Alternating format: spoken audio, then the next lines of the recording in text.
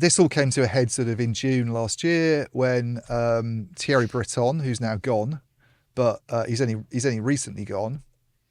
But he did this speech in Finland where he stood up and went, even though 23 countries in the European Union have introduced laws to do with high-risk vendors, only about 5 or 6 of them, I can't remember the exact number, have actually done anything about those laws, have actually enacted anything and gone ahead with it.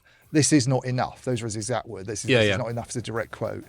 Quite angrily, sort of. Yeah. I imagine him bashing the table like that. He probably didn't do it. He probably did it in a really boring way. You imagine his big haircut quivering when he did it. He probably didn't get worked up at all. I've actually never heard him speak, so I don't think. I've seen video of him speaking. He'll get a bit of a froth on. Oh, will he?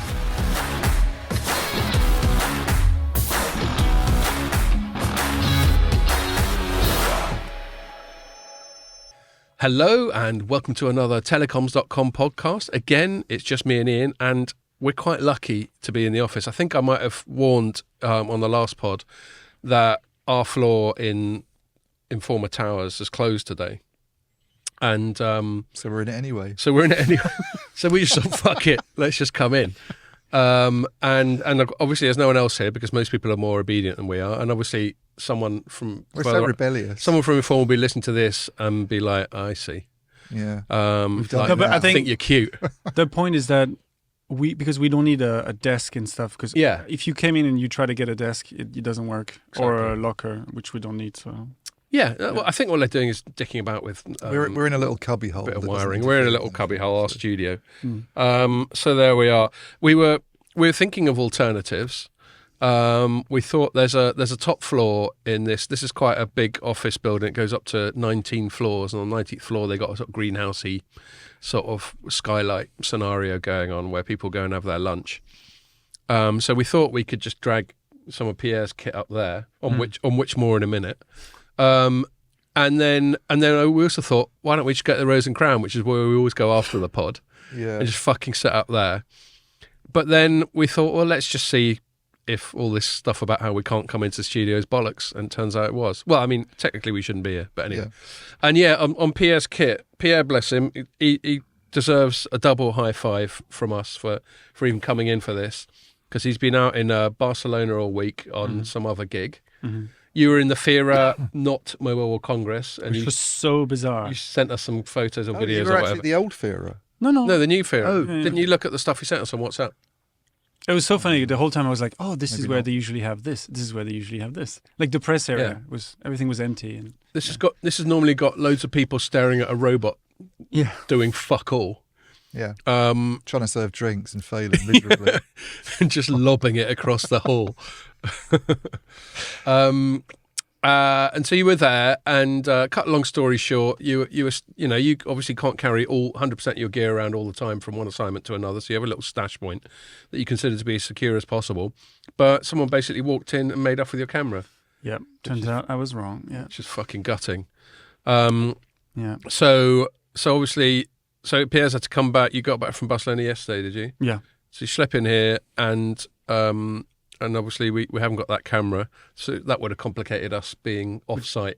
So I think that's another good excuse we've got for breaking the rules and coming into the studio. Yeah. So there we are. I don't think either of us have been out and about, have we, Ian? No, I've been shuttered up in my room all week. Yeah. Pretty much. Have you been sick? I haven't been feeling that good, no. No, I ain't feeling on top of the world. We had a good laugh after the pod last week. We went out with my Chilean cousin Chris. Teresa came out with us, and my former colleague Wei came out. Oh yeah, and surprisingly brought his little girl. He did. So we're sitting there in a pub, already several pints in. I'm my usual polished self, and then suddenly this very cute little daughter of Wei comes along with her pigtails, and I'm like, okay, am I going to have to change my patter a bit? And Wei was like, don't worry about it, and she. She basically just sat there and did her own thing. Yeah, and she sort of, as you would, I think. She was bored, but Wei didn't seem to mind her just witnessing whatever. I mean, it wasn't nothing especially spicy, but it was normal Friday evening banter. Yeah. But cheers, Wei, if you're listening. It was great to see you. Oh, God, I've forgotten the name of his little girl. Otherwise, I'd give her a shout out. Sorry, Wei. I have as well. I'd have far too much to drink by the end of the night to remember. Shout out to your little girl we met, and apologies to her for forgetting her name. But I blame the alcohol. Cool. So that's all we've really been up to, isn't it? Yeah, it's been one of those quiet ones. Yeah, or that's. I mean, it's coming up again. Coming up to silly season. Picking up for you, especially. Yeah, well, I'm off. We're not going to do a pod next Friday because I'm going to be in Istanbul. Yeah, very nice. I'll join you after. Yeah. Yeah, and Pierre's going to be there I'm there for 2 separate gigs, and Pierre's going to turn up for the second one. He's only not coming for the first because it's half term next week. And he's got to take his little girls out to the pub with his mates, like Way does. How do you know? So that's that. And then after that, we got things like we got the Glotel Awards coming up. What day is that? That's, I think, the 21st. Okay. Something like that. We'll have to work around that with the pod. And then we got silly season. We got 1 week where we're doing 2 pods in 1 week, and we've got 2 separate piss ups going on that week. Great doing that. Well, it's your fucking idea, wasn't it? No, it was your idea. The 2 pods in 1 week. I lined one up earlier in the week because they're coming over from the US. And you went, do you reckon we should do one on Friday? Okay, because this guy wants to do it. So, yeah. All right. Well, that's gonna. By the end of that, I bet we're gonna be hanging out of our arse a bit. Yeah. But it's got to be done in November, December, isn't it? It's always like that. And then you use up your holiday and just sort of sit and pant at home for a couple of weeks over Christmas. Yeah. Recover. Pausing only to eat needless amounts of food. And then do dry January and it starts all again. Yes, indeed.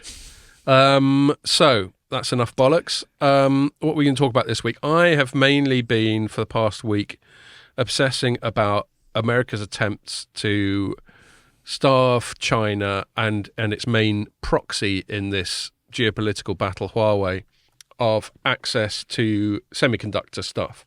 Not just the chips themselves, but the means of becoming self-reliant on making the chips. So we're going to talk about that.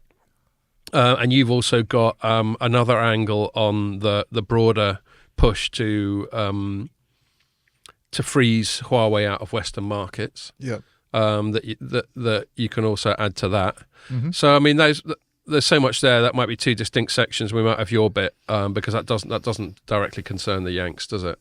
It does a bit. Yeah. They're that's why I said directly. It doesn't concern them in the sense of sanctions pressure. All right. Well, let's not concern them in the sense of diplomatic pressure, and I think cool. the US election makes it very interesting. Well, and that diplomatic pressure is very in keeping with mind. So that might be one long segment, and then the only other real segment we've got in mind is Ian's Eeyore-ish headline: "Telecom glory days are over. Bad news for Nokia, worse for Ericsson," which apparently got loads of reads, did it? It did. And we're going to talk about that. And there's a few other things. I've been writing about the telecoms recession for a bit. I think I attempted, was it on the last pod, to sort of go, or maybe we're on the up. And so from that, you decided to write a fucking gloomy piece. But then there are some data points to support it, like a market forecast that we wrote about as well.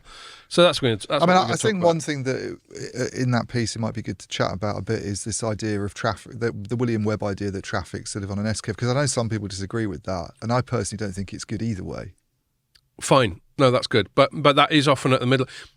Am I right, or did I see some stuff from Dean Bubley on LinkedIn where he was chatting to William Webb and he was talking about all this S-curve stuff? I mean, they're on the same wavelength, I think, right, to use a telecom pun on that sort of thing. So two regular guests. Yeah, I mean, Dean's really smart. Sometimes the stuff he puts up, I'm like, fucking hell, you've forgotten more about this shit than I'll ever know. Yeah.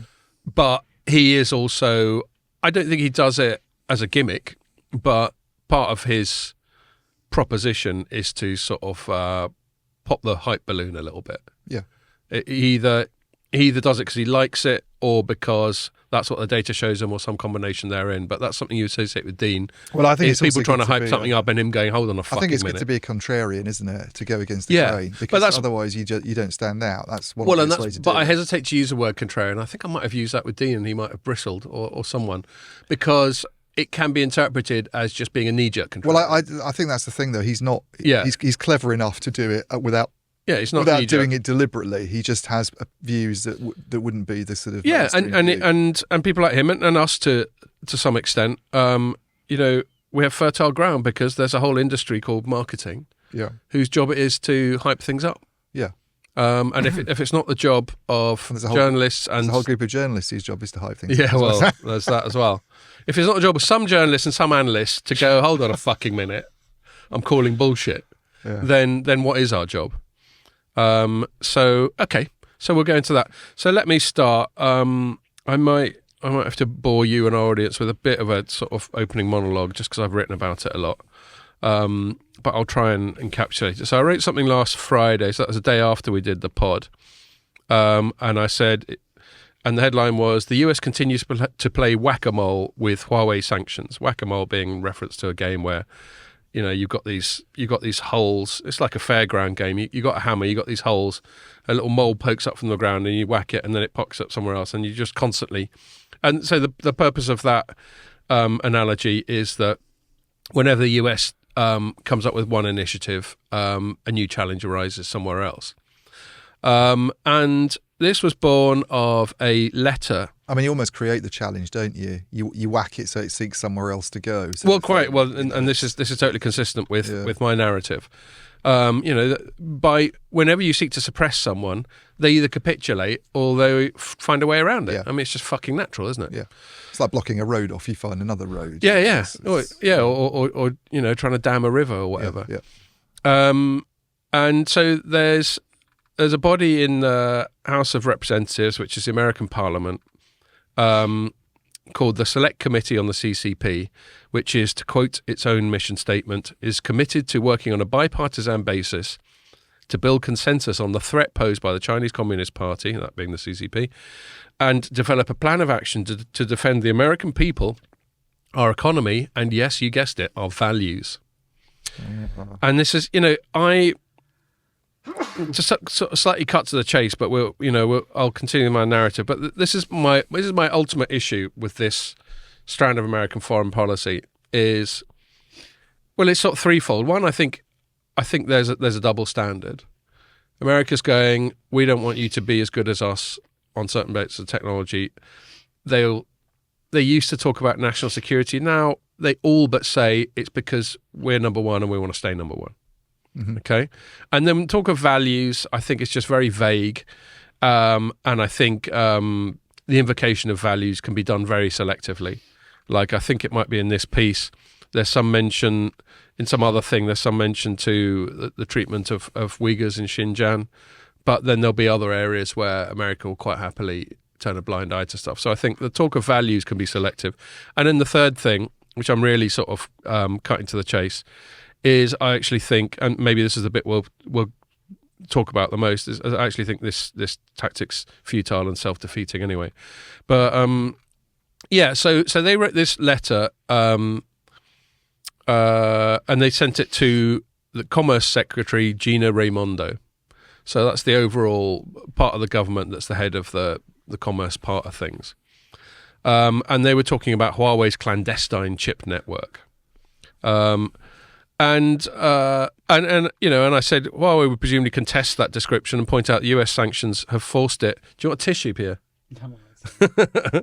Have forced it to... The US sanctions have forced it to be creative in its attempts to get hold of the chips it needs to power its products. It might also question the justice of being treated as a main proxy in America's trade war with China, through which the former seeks to perpetuate its status as global hegemon by suppressing the development of its main rival, which is what I just said.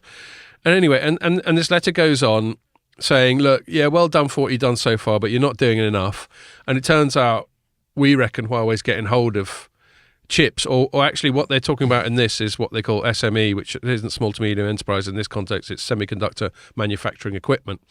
So this is the kind of kit that is made by American companies, but crucially to this story, companies from other countries that cost millions, tens of millions, sometimes hundreds of millions of dollars, and you put it all in what we call a fab, which is where they manufacture chips.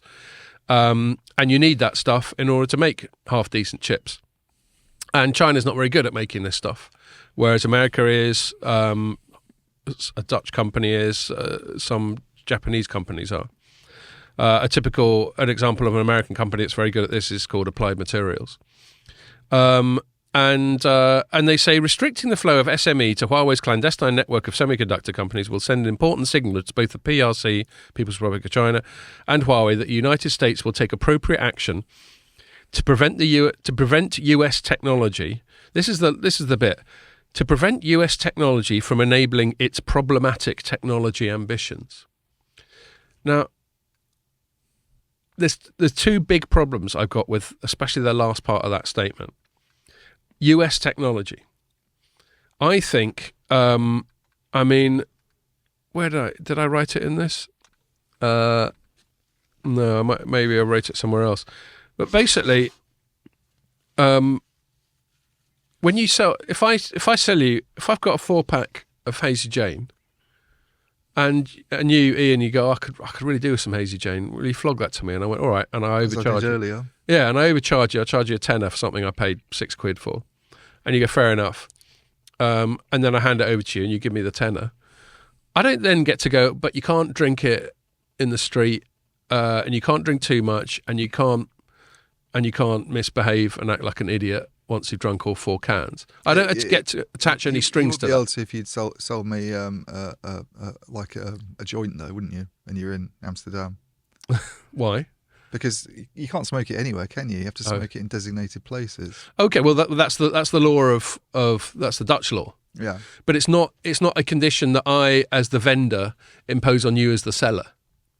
Yeah. Okay, but what America is saying is that you can buy millions of dollars of kit of Applied Materials and so on, but we still get to say once you've bought it what you get to do with that kit.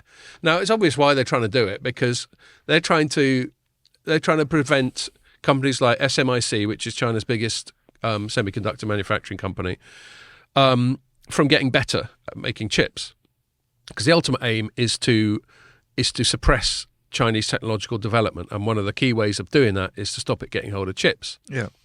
And there's no point in stopping it getting hold of chips if it can then go and fucking make its own. So it's got to stop it getting hold of SME, as they call it, semiconductor manufacturing equipment. But I just still think that's really dodgy. They talk about US technology. Well, I think once you've sold it, it's not US technology anymore. And they're basically using that in the possessive sense. Yeah. It's not yours anymore. You've sold it. So that's one issue I've got with it. But I suppose the implicit threat is that if you carry on doing it, we aren't going to sell it to you anymore. Yeah. Then say that, which they don't. Yeah, but that's the. I mean, what if these companies breach sanctions? There's two sort of measures they take, aren't there? There's fines, or there's we just won't. You're not going to be supplied anymore, and this sort of thing's always gone on. I mean, China does this sort of thing as well. It's not like it's. Oh yeah, and I'll stress one way round. And I'll stress to my main critic on this, who was messaging me on Monday after he'd read the piece. Well, I'll mention him. It's John Strand, who I'll quite happily characterise as a China hawk. He tends to be in his positions hostile to China. They will argue fair enough, and they'll say China's worse, and they probably are. Yeah. I'm not saying China's not better, and I'm not saying China is not a human rights abuser, and I'm not saying China isn't cheeky with the world trade system and doesn't currency manipulate and do all these things it's accused of. I'm not saying it's innocent of any of that. But, I don't think that alone is, as I said in another piece, justification for US actions. Yeah. But then let's leave aside the. If I'm to steel man the US position, I mean, all the stuff you said I think is accurate, and I don't even know if they'd dispute that though. I think they'd say, well, yeah, it is about the fact that we're in a kind of tech race with China, and we don't want to see China getting ahead, because they'd sort of say, well, it's like the Cold War days when we didn't want the USSR getting ahead. They view them as a sort of threat to global security based on the, you use the word values. I mean, we in the West would probably say that we share the same values as America rather than the values of China, and I think that's what it comes down to, isn't it? It's the same reason why I still struggle with that clear dichotomy, though. I think the boundaries are more blurred. But it's all about who your allies are. This is the reason why we don't worry that much about this topic we're going to talk about next to some extent. This idea that backdoors can be inserted in Huawei's kit and you can spy on on your people and cripple national infrastructure. Well, they can do that with Cisco, and I think there's been evidence that it's happened. Mm-hmm. So why isn't that an issue? The reason it's not an issue is because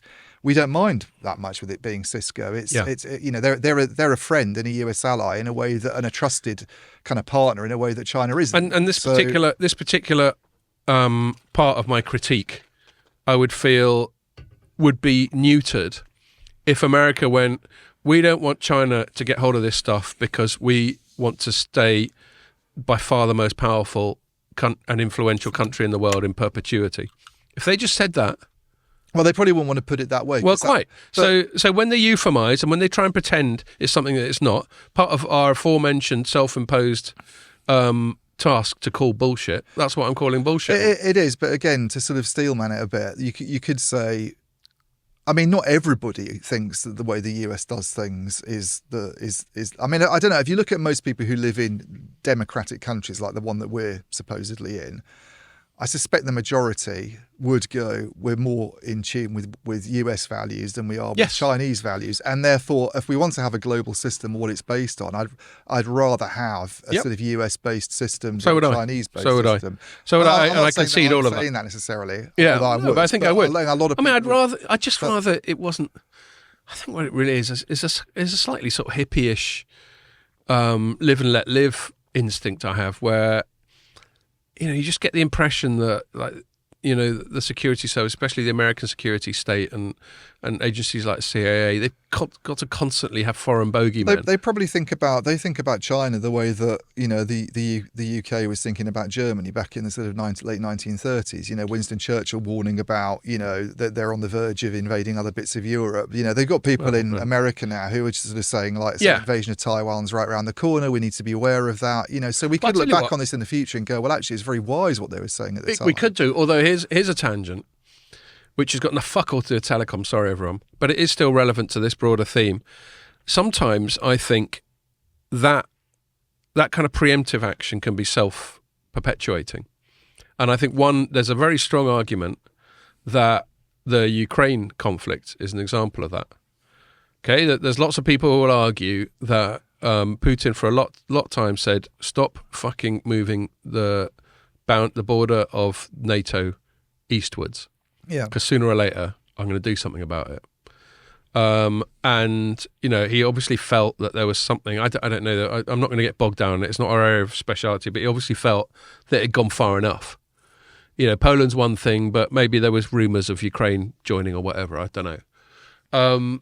And he maintains, and lots of neutral people I listen to, like I don't know, people who come up on Glenn Greenwald's pod, like John Mearsheimer, Jeffrey Sachs, smart people, go, we basically just kept pushed and pushed and pushed until he felt backed into a corner. So the only reason I'm bringing that up is that could be an illustration of where this kind of preemptively proactive foreign policy of trying to get ahead of historical events can end up causing the very thing that you're worried about. But you can. But I think with the Ukraine-Russia thing, you can also make the opposite point, that actually that he's manipulated the West and that it's too weak to do anything about it, and that we've capitulated far too often and allowed him to get away with far too much. So you can make the same argument the other way around. Yes, totally. And I'm not saying that. And he's not saying that A, I'm an authority, and B, that's a definitive argument. I'm just saying, when it comes to foreign policy, I just think sometimes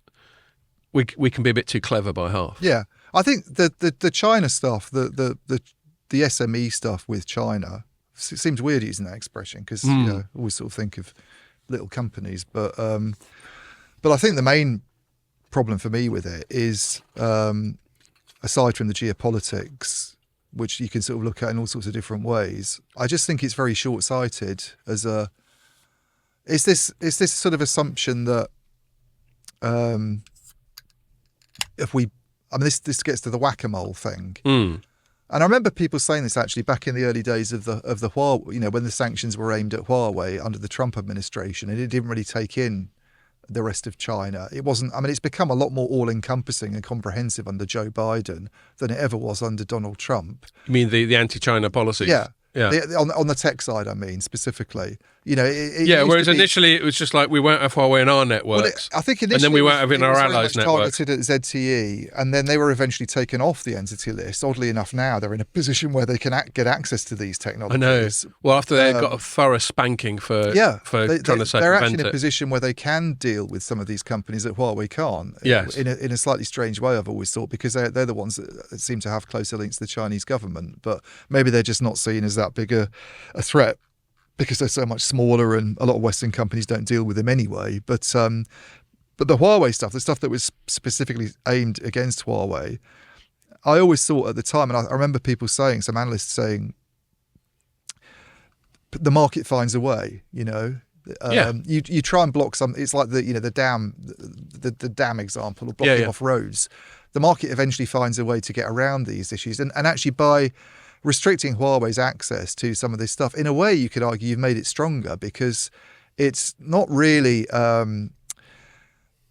done what it was supposed to have done. If you look at Huawei's recent results, they're a lot better than Ericsson and Nokia's results, for instance. Yeah. And I know they're not directly comparable because they do different things. But Huawei probably gets a lot more help. And they from get a lot government. more help. But they were always going to get that help from the government anyway if they ever found themselves in a spot of trouble. They were probably getting help from their government even before. Well, you're certainly going to guarantee it if you make them the proxy in a geopolitical. So they're going to get more fight. help.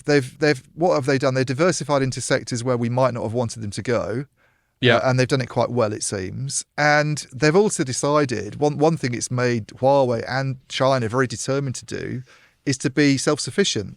You know, so whereas before Huawei was actually quite a self-sufficient company, you know, they have this unit called High Silicon, that's the chip side of things, that does stuff that you wouldn't find Ericsson and Nokia doing to the same extent.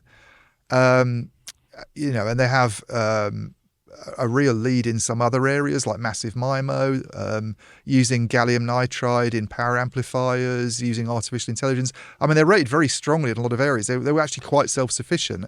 And the areas where they weren't self-sufficient, now they're trying to get self-sufficient there. And I think it's really arrogant to say we're so good at chips and we've got ASML and it's so far ahead of the curve in the stuff that it does that they'll never ever catch up. I agree. And finally, you mentioned AI. There was another thing I read. We quite often mention him because I just think he's really insightful. Richard Windsor, Radio Free Mobile. And he does a daily newsletter, which I recommend. Although he's more sort of bullish on the whole they'll never catch up sort of argument. I've noticed Richard Windsor. He's more in that sort of camp of it's going to be very hard for them ever to get where the West is on things like EUV. Yeah, no, you're right. When it came to him being downbeat on this multi-patterning and all that sort of thing. The problem with saying things like that, well, the multi-patterning, I think he's got a point that it's probably not as profitable and it doesn't produce the same yields. But I think the problem with this argument that, EUV was so far ahead, it's like 10 years to catch up and by then we'll have moved on and they're never going to catch up, is that people were saying that, so it's quite sort of, it's not racist, but it's quite patronising in a way, isn't it? It's quite... Well, this is another issue I have with the whole policy. It's a little bit... I probably listen to more American podcasts than I do English ones, because there's like Rogan and there's Glenn Greenwald and there's Megyn Kelly, and they've just got some really good broadcasters who've gone... Well, obviously Rogan was always on this side, but people like Megyn Kelly, she was a proper mainstream news anchor, and she's gone independent, and so she does a really professional setup. And then there's a few others I listen to occasionally. And one thing I hear, probably more often on Rogan than anything else, is where they say America's the greatest country in the world. And they love to say that, greatest country in the history of the world. And I sort of think, and then there's this concept called American exceptionalism, which basically is the sort of posher way of saying that. Yeah. Now, the issue I've got with it, if anyone's got a good case to say the greatest country in the world, it is America, you know, in terms of wealth, in terms of big as well. In terms of military, in terms of its cultural impact on the rest of the world. There are a fuck of a lot of arguments to support that claim. I just don't think it's a very useful claim to make or a self-image to have. I think it breeds arrogance, complacency, missteps. You know, you look at about the amount of foreign policy misadventures America's got into since the Second World War, Vietnam, Middle East, etc. I think a lot of that is born of a bit of that, like, we're America, we just kick some fucking... It's like, is America world police? Yeah, it is. Yeah. It's Team America. I wonder how those metrics compare when you adjust them by per capita surface, and yeah, compared to like another smaller country who's doing pretty good too. I think their per capita GDP is pretty good. It's certainly better than like England, France, that sort of thing. But then you'll get smaller countries like Norway. Yeah, you might get smaller population like countries, Singapore or something, or Singapore, or some Middle Eastern. Yeah. There'll be a few, but I think they're right up. I think they're right up there. And they're very productive and very hardworking. There's so much to admire about the States. I just don't think.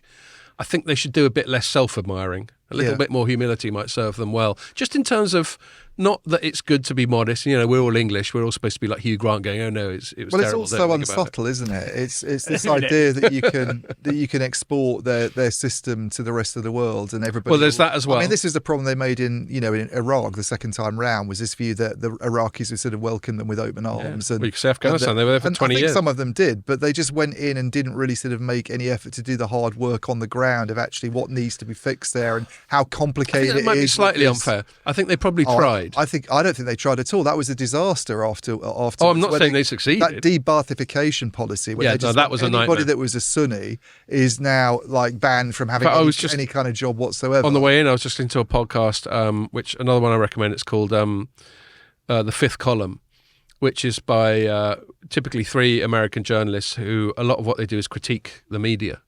So it's quite an inside baseball thing if you're a journalist, but it's really entertaining. And they had on as a guest a bloke called Dan Crenshaw, who's an American politician. Oh my God. Who's got an eye patch. Pierre just swiveled his eyes. No, but once he quoted, he said the words. He said the sentence, "You don't want 51% of the people tell the other 49 what to do." But that's exactly what democracy is. That's kind of how it works, mate. Yeah. Sorry. No, he said a lot of stupid things, but he is a former Navy SEAL. And he's got an eye patch because he got blown up by a improvised explosive device.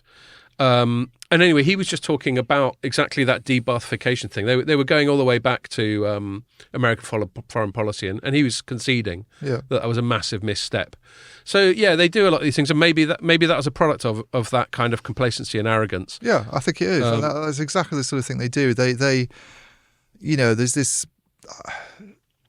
They sort of look at things in a surface. I mean, there are obviously a lot of smart people there, and there's all these guys in the intelligence community, but you kind of feel that the guys who they probably should be listening to in the intelligence community going, hang on a minute, it's more complicated than that. This is what it's like on the ground. Yeah. There's this top tier of politicians who just go, no. Yeah. Everybody's going to love us. We're Americans, and they all want what we have. And then the analysts are going, it's a bit more complicated than that. Yeah. Have you ever seen a film called Charlie Wilson's War? I keep meaning to watch it. Is that a Tom Hanks thing? It's Tom Hanks and Philip Seymour Hoffman. Andrew Sorkin. And Charlie Wilson was an American politician. I think he was one of the people that got America involved.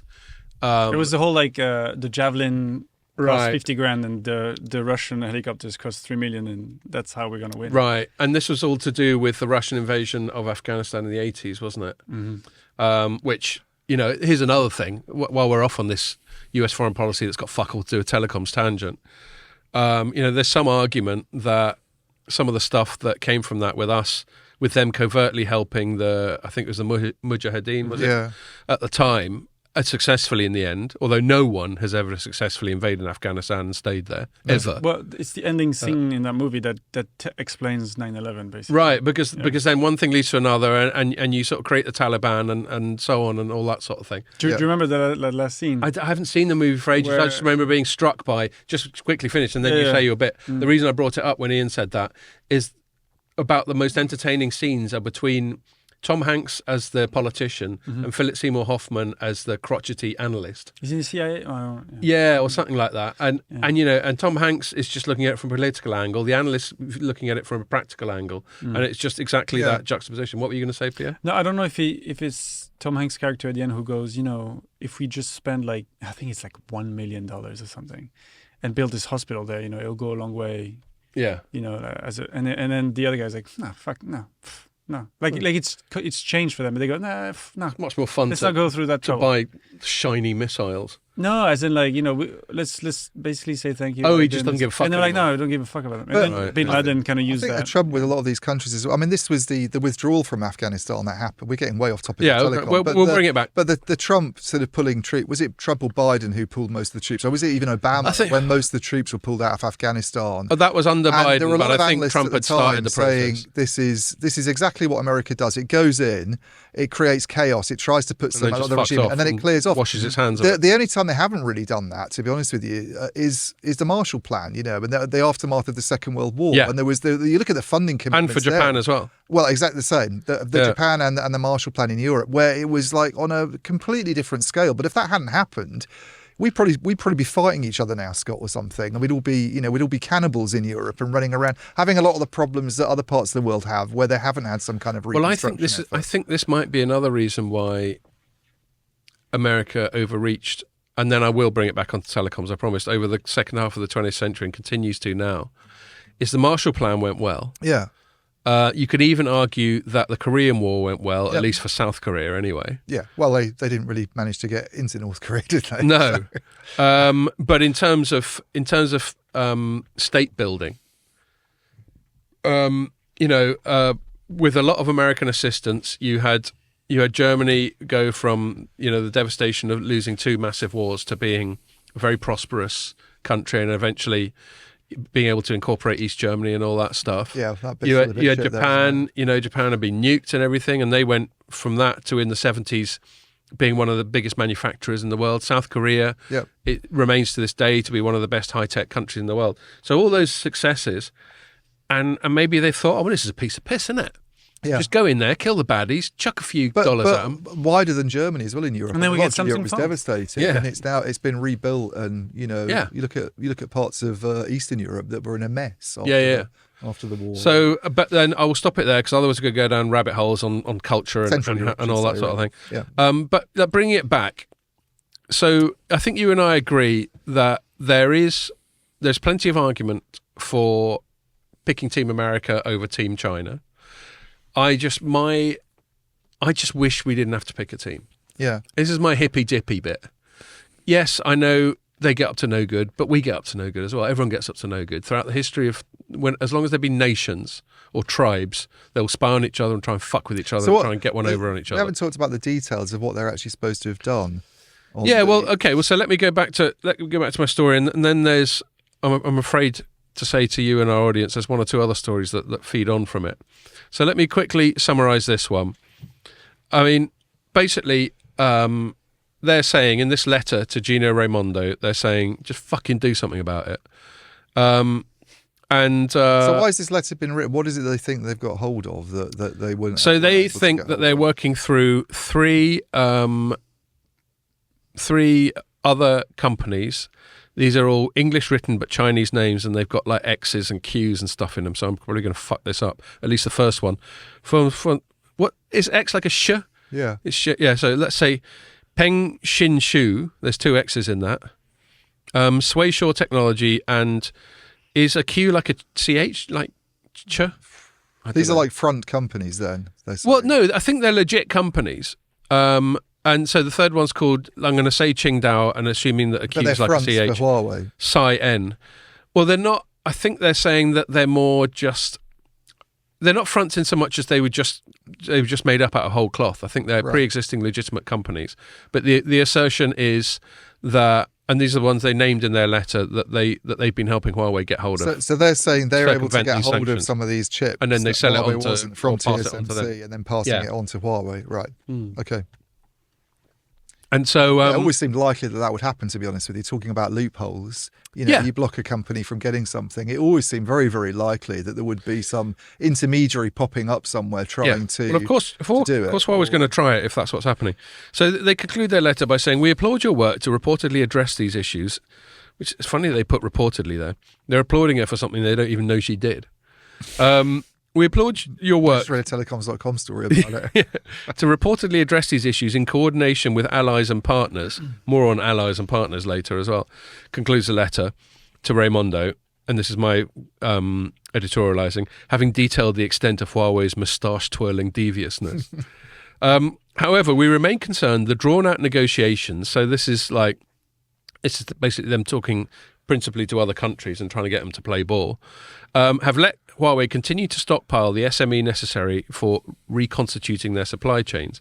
And then I went on to say that concern is probably justified, but it's not clear what Raimondo can do to adequately address it. Should presumably add the named companies, which I just struggled through a minute ago, to the entity list, but there must surely be plenty of others able to take their place, ensuring this game of sanction whack-a-mole continues indefinitely. And then I just had a little tangent at the end of it, because it just so happened when I was writing that there was a press release from Nokia. This is not directly related to it, but it's in this ballpark, where they've just created a new senior role, which is called Chief Geopolitical and Government Relations Officer. Yeah. And it's got a former diplomat called Mikko Hautala. Yeah. And the fact that Nokia feels the need to have a C-suite position that's just concerned with geopolitics kind of points to my thing about, I just wish these fuckers would calm down and just let everyone get on with it. And I mean, my biggest thing is, I mean, China hasn't actually, I know it can stand accused of lots of bad practice. And to be honest, I'm fine if we want to say no Huawei kit.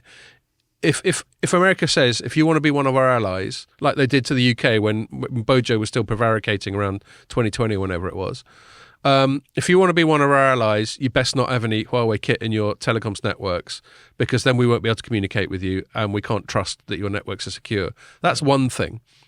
But this, now we want to make sure that Huawei and China in general can't technologically develop, because we're going to starve them of chips, is a different thing. I think it's quite a distinct thing. Yeah. And so yeah. And then, I mean, my biggest point, so we've got through whether or not this is morally justified. We got through whether it's a double standard. We've got through whether America's being a little bit self-defeating. And I completely get your point. It's actively incentivizing China to redouble its efforts to become self-reliant, which it will eventually. It's also hurting its own companies by doing it. So this is what I want to lead up to. Yeah, okay. So my next story, this actually isn't its own companies, but it applies to its own companies. But you're right. It's hurting Applied Materials. It's hurting Nvidia. It doesn't let Nvidia sell full fat chips to them, does it? Which I think the AI side of it might be relevant to this story, if I remember rightly. Yeah. Was this? I mean, the no, that's it. Yeah, it is. ASML's been hurt by sanctions, which they're not strictly US ones. Obviously, it's a Dutch company, but they've signed up to this thing called the Wassenaar Agreement that, you know, clearly the US is a big influencer in that, about not supplying equipment that could be used to produce sort of things that might be used in a military context. Which is anything. Yeah, well, it tends to apply to things like EUV, like cutting-edge advanced chips, rather than stuff that's like, you know, 250 nanometer. I'm so pleased that you said cutting-edge advanced chips, because that perfectly sets up my next one. That was my intention. Yeah, thank you. It's almost like we know each other quite well. So my next story is US increases pressure on Japan over selling chip kit to China. And this was another letter from this fucking US Select Committee on the CCP. So I didn't know about it when I wrote my previous one, even though it predates it by about a day, because the previous one they'd done a press release about, but this one only got through, you know, it just being out there in other reports. And so they sent a letter to Japan's US ambassador, Shigeo Yamada. Do you reckon he's gone, oh, fuck, not another one of these? He's kind of fucking... Not another one of these letters. Just leave it alone for a minute, will you? About to fucking have a lovely bit of sushi, and I have to read this bollocks. And so they start by saying, we write to seek your urgent action to address the flow of Japanese semiconductor manufacturing equipment, SME, to the People's Republic of China, PRC, opens the letter. The export of Japanese, US and Dutch SME technology to the PRC is significantly contributing to a growing global dependency on the PRC's semiconductor manufacturing capacity and enabling its industry to manufacture advanced semiconductors. So there's two interesting things here. This is yet a new front in the war.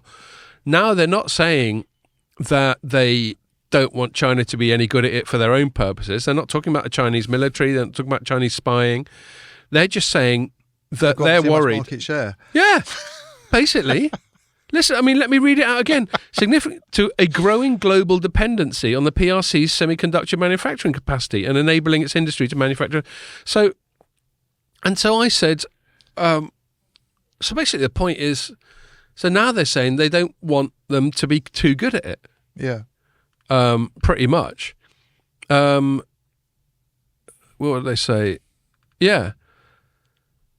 So, yeah, and I think I wrote in my bit of editorialising after that, I said, aside from the usual litany of bad faith activities we're apparently expected to believe are unique to China, and that's my dig there of like, we're all at it. Yeah, maybe China's a bit worse, and yeah, maybe they're adversarial, but don't make out that we're completely whiter than white, do you know what I mean? But I think it's interesting, though, that they feel that they can just write a paragraph or a sentence like that essentially says we don't want them to have too much market share without feeling the need to qualify it anymore. I know. Because I think it's so flagrant. Well, I mean, I think what's happened now is that things have just got so bad geopolitically that it's got to the point where, you know, a few years ago when the whole Huawei stuff had started, they were feeling that they had to run around coming out with all this stuff about, well, there might be backdoors in equipment and they could bring down networks, so they could do specific practical reasons. Specific practical reasons. Whereas now it's just a case of, you know, they'd still go back to those original points, I guess, and say we don't want to be over-reliant on a country that we might end up going to war with over Taiwan in the future. So but they don't even feel they need to explain it. It's just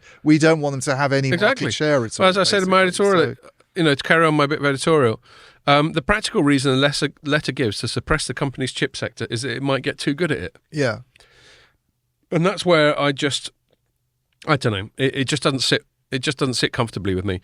And to quote them, they say China is trying to build, quote, the world's largest, and this is the bit you're going to love, Ian, the world's largest semiconductor manufacturing industrial base that could, by some estimates, control around 50% of global foundry capacity for 50 to 180 nanometers within the next decade. I mean, that, by the way, you know, because I've talked to a guy called Earl Lum about this. Yeah. Who's a chip I've seen some of your excellent writing. And that everybody gets obsessed with this cutting edge advanced which is stuff, right now about 3 nanometers. There's all this obsession with it. Whenever any journalists want to go and write stories, they always want to write about 3 nanometer or 5 nanometer. But the stuff that you've just mentioned, 50 to whatever it is, 180, that's arguably more important because it's used everywhere. Yeah. If you didn't have that stuff, in less sexy embedded, in less sexy things, chips. But if you didn't have those things, you arguably cause far more problems than not being able to get one of these. Yeah. That's got some Apple intelligence on it. Or whatever. So this is where the US drive has metastasized that was a again. smartphone, by the way, that I was holding up. I always do that. One of these. I always assume that everybody's watching it. Yeah, no, I think not, it's only like about 10 or 20%, isn't it, Pierre, who watch it versus listen to it? Yeah. Is that about the right ratio? Yeah. About I need to stop doing maybe things 80. like that. And doing things like that with my hand, where I do like a downward slopey thing for a chart. Yeah.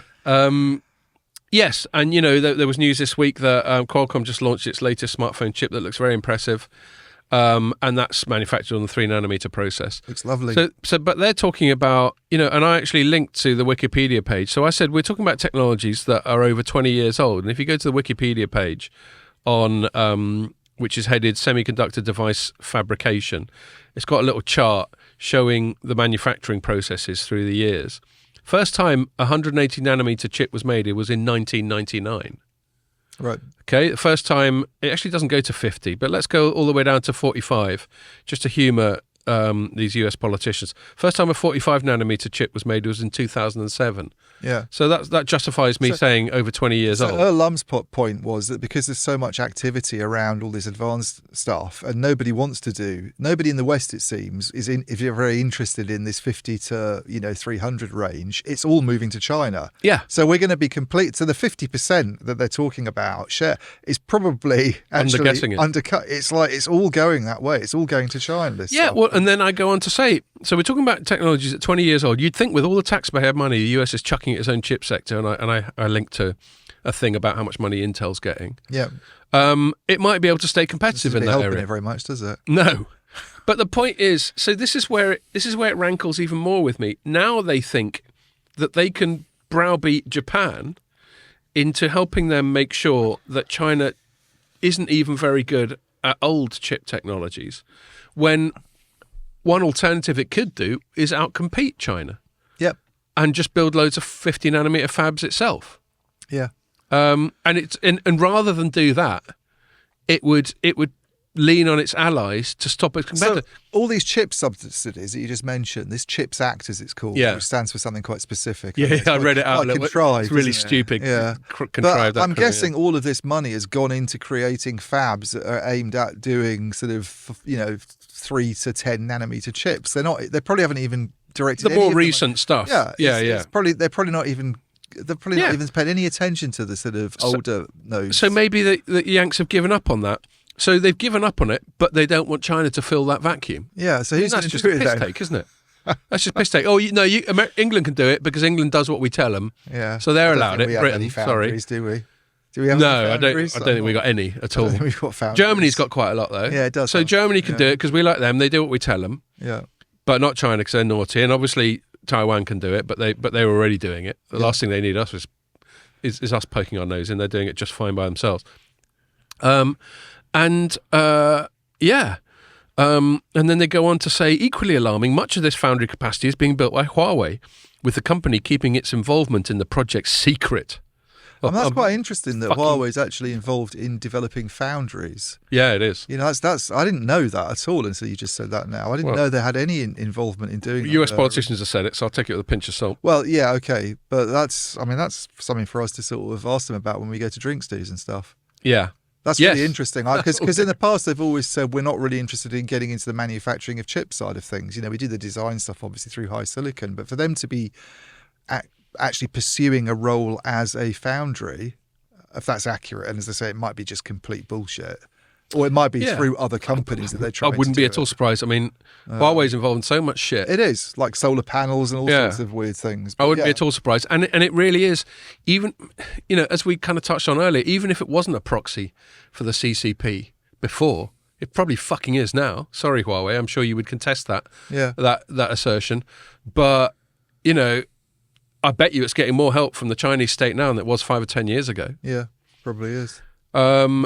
Anyway, prove that, but we can. No, I couldn't prove it. Well, it's just a reckon. no. I know you would think that. Why wouldn't they? I mean, look, like to your point about government supporting national champions and the perception that it's only maybe these countries that have this state capitalism system like China that don't do that. The CHIPS Act proves that's complete bullshit, doesn't it? That's a massive subsidy for the likes of Intel. Well, and that's to my point about double standards. That's all right. So there was a great scene in Blackadder the Fourth, the one that was based in the First World War, that was to do with the best series. Yeah, I mean, I think all but the first. The first was awesome. Well, the first is the first weird. had its moments, but it's very different from the rest of them. Well, it's when they brought Ben Elton in. Ben Elton wasn't there for the first. Ben Elton deserves loads of credit as a comedy writer. It's anyway, got Brian Blessed in it though. As an amusing king. Brian Blessed playing Brian Blessed. I've met him once. Have you? Yeah, is he like that? Incredible voice as well. Yeah, God, yeah, he's brilliant. But he was crazy. He is. He's brilliant. He's properly eccentric. He's really eccentric. I saw him. He once did a comedian called Richard Herring used to do Leicester Square Theatre comedy podcast, and he used to abbreviate it with using all those consonants like lickatapum or whatever. Yeah. Anyway, Gordon's alive. Yeah, and he had Brian Blessed on, and normally it's just like a podcasty live conversation, but Brian Blessed just took over. Herring was just redundant. And he was just up there and another thing. So anyway, you can see why he's done so much Shakespeare, because he's just born to play it almost in a voice like that. Amazing. The Blackadder. Yeah. And there's this one bit they're talking about spies, and actually you've got Stephen Fry playing a Brian Blessedy character, this very shouty General Melchett, who was like the embodiment of the presumed incompetent English sort of military elite. Could have been Brian Blessed doing that role, actually. Exactly, it could have been. He's very shouty. Yeah. Well, Stephen Fry does good shout. Yeah, he does. And anyway, and they refer and they say one of our spies. I think this is like Blackadder doing a narrative. He goes, one of our spies, and then Melchett, Stephen Fry interjects, going, brave, stout fellows, risking life and limb for Blighty.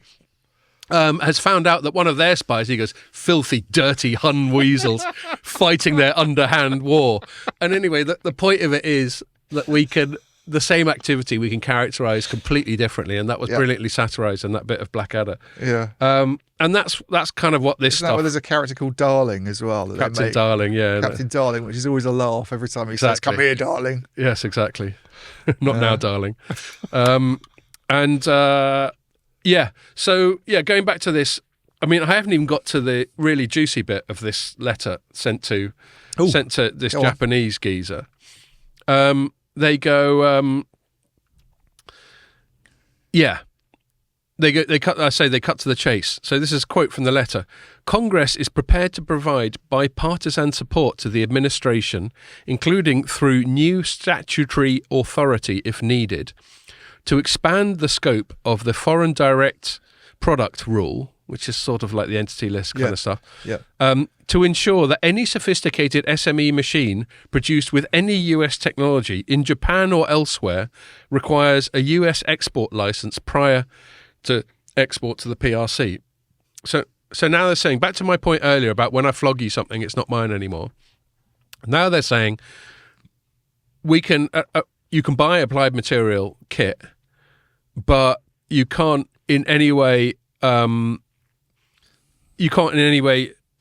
export a machine that has applied material or whatever. That's just the one company that springs to mind. I know there's loads. You can't sell that to China or else. And I said, dress it up in all the flowery diplomatic language you want. That's still a direct threat. They're basically saying, we can do this a nice way or a nasty way. You can buy it, but you can't use it to make chips that you then sell to. Well, I mean, the precise wording is to ensure that any sophisticated SME machine produced with any US technology in Japan or elsewhere. So now they're saying that if the Japanese produce some semiconductor manufacturing equipment, and in the production of that manufacturing equipment there is American technology involved, they can't even do that. So we've got these degrees of separation, and they're basically saying anything that has just once watched a fucking episode of the A-Team can't be done because that's American as well. That's what they've tried to do with this foreign direct products rule, which is that anybody on the entity list is affected by that law. Essentially, that's the distinction. But that's the one that says if you've got any kind of American IP, even in your in what you're doing, you can't serve the companies that are on the entity list. That will then subject you to. But then you get these degrees of separation, like a bit of kit made from a bit of kit that once had a bit of American IP in it. They seem to be constantly. I think this is one of the reasons Arm's position's been quite unclear. And, right. I haven't looked at this for a long time, by the way, but I do remember trying to look at it a while back. I mean, Arm's obviously quite significant in telecom because its IP is pretty much in every smartphone.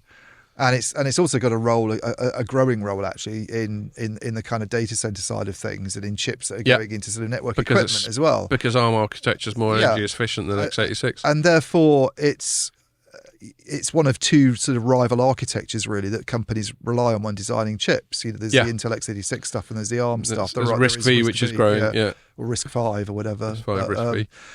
I call it because they write it that way. If they want me to say 5, write a 5. Well, I'm not Roman. RISC-V or RISC-V, apparently, I'd heard, and I haven't talked to analysts about it for a while, but that China's really interested in that because that's the one that's supposedly not subject to. There's no risk. There's no risk with RISC-V because, funnily enough, because it's not got there's not as much danger that it's got American IP in it essentially. And I think this is a problem with ARM is that they were worried. When ARM's dealing with what now, ARM would have Huawei as a pretty big customer, I would think, and yet there was a concern. I remember when these sanctions were being imposed years ago that maybe ARM could be subject to some of these. Sanctions. It definitely came up. If ARM was cut off from Huawei, by the way, if Huawei was cut off from ARM. I know there's also headlines with ARM. It's so easy. They don't even capitalise their fucking name anymore. Even easier. It's not even an acronym. But if Huawei suddenly couldn't use ARM blueprints anymore, they'd be really in a mess. I mean, that would really kind of upset them in a big way. I would imagine. Well, exactly. So this comes under the broad heading of collateral damage. So there's collateral damage commercially, and there's collateral damage politically, where you're basically threatening the Japanese. Now, they may well go along with it, but they're not going to forget it. And you're then incentivizing the Japanese in turn to innovate outside of the American sphere of influence. So they don't have to get any more of these fucking letters. And yeah, I mean, we've been on this quite a while, so I'm gonna try and accelerate this bit of narrative and go on to your bit. I mean, there was just another bit within this story I wrote where Just keep it at arm's length. What's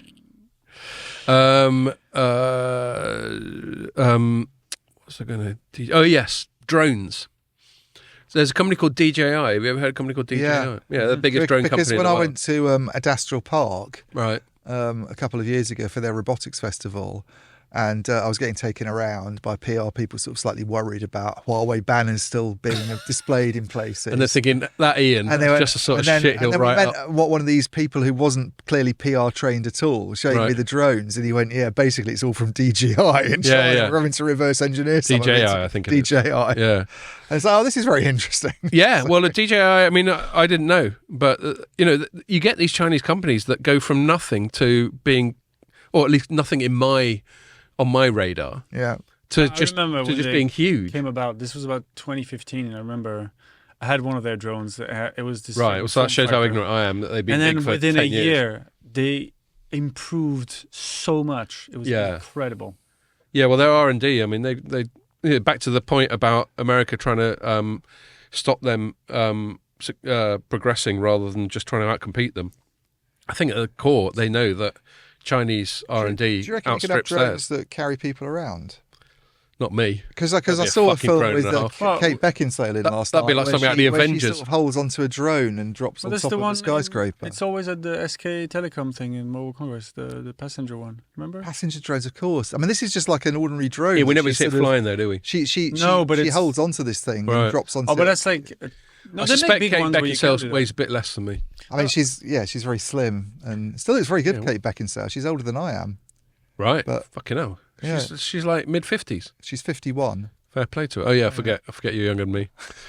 Apparently it was my birthday the other day. I'm 53 now. Apparently she has an IQ of 135 as well. She went to Oxford and studied Russian literature. So she's beautiful, good actress, really smart. Yeah, she can fuck off. She won loads of fiction awards when she was like an 18-year-old as well, just to annoy you even further. She could have gone into a sort of novelist sort of direction. And she's from Chiswick, so she hasn't really had she's one of those annoying. I've got to give a shout out to a childhood friend of mine who I've sadly lost contact with, but I see him on the news every now and then because he's just co-written a book with Keanu Reeves. His name's China Mieville. We yeah. I know his books. Yeah, we grew up together as kids. Well, actually, on one of his books, you'll see I get a mention at the start because when I was still in touch with him when we were in our 20s. He's a massive communist. He is. He's a massive commie. I didn't know you knew him. I know I've read some. Oh yeah, no, I grew up with him. Bizarre. But anyway, he's in the news and he's just done a book with Keanu Reeves and they're getting lots of publicity. Okay. So good for you. I doubt, China, that you listen to this. But well done, mate, and maybe I'll see you one day. Famous people, Scott. Yes. Anyway, what was I going to say? It's funny. It's called China in the context of this conversation that we're talking about. So DJI, dominant drone player, and they came up with a blog post saying how they've got a customs-related misunderstanding. That's a direct quote, where they're having trouble sending some of their drones into the States, where they've been able to sell them apparently with impunity so far. And the quote is that the customs people have cited the Uyghur Forced Labour Prevention Act as the reason for the current hold-ups. This assertion made against DJI, however, is entirely unfounded, blah, blah, blah, blah, blah. Anyway, the only reason I bring that up, so they've got this act called the Uyghur Forced Labour Prevention Act, which is very noble. By all accounts, it seems that there's some dark shit that's gone on in Xinjiang to do with the Uyghurs. But I just still wonder whether things like this just get used selectively. Yeah.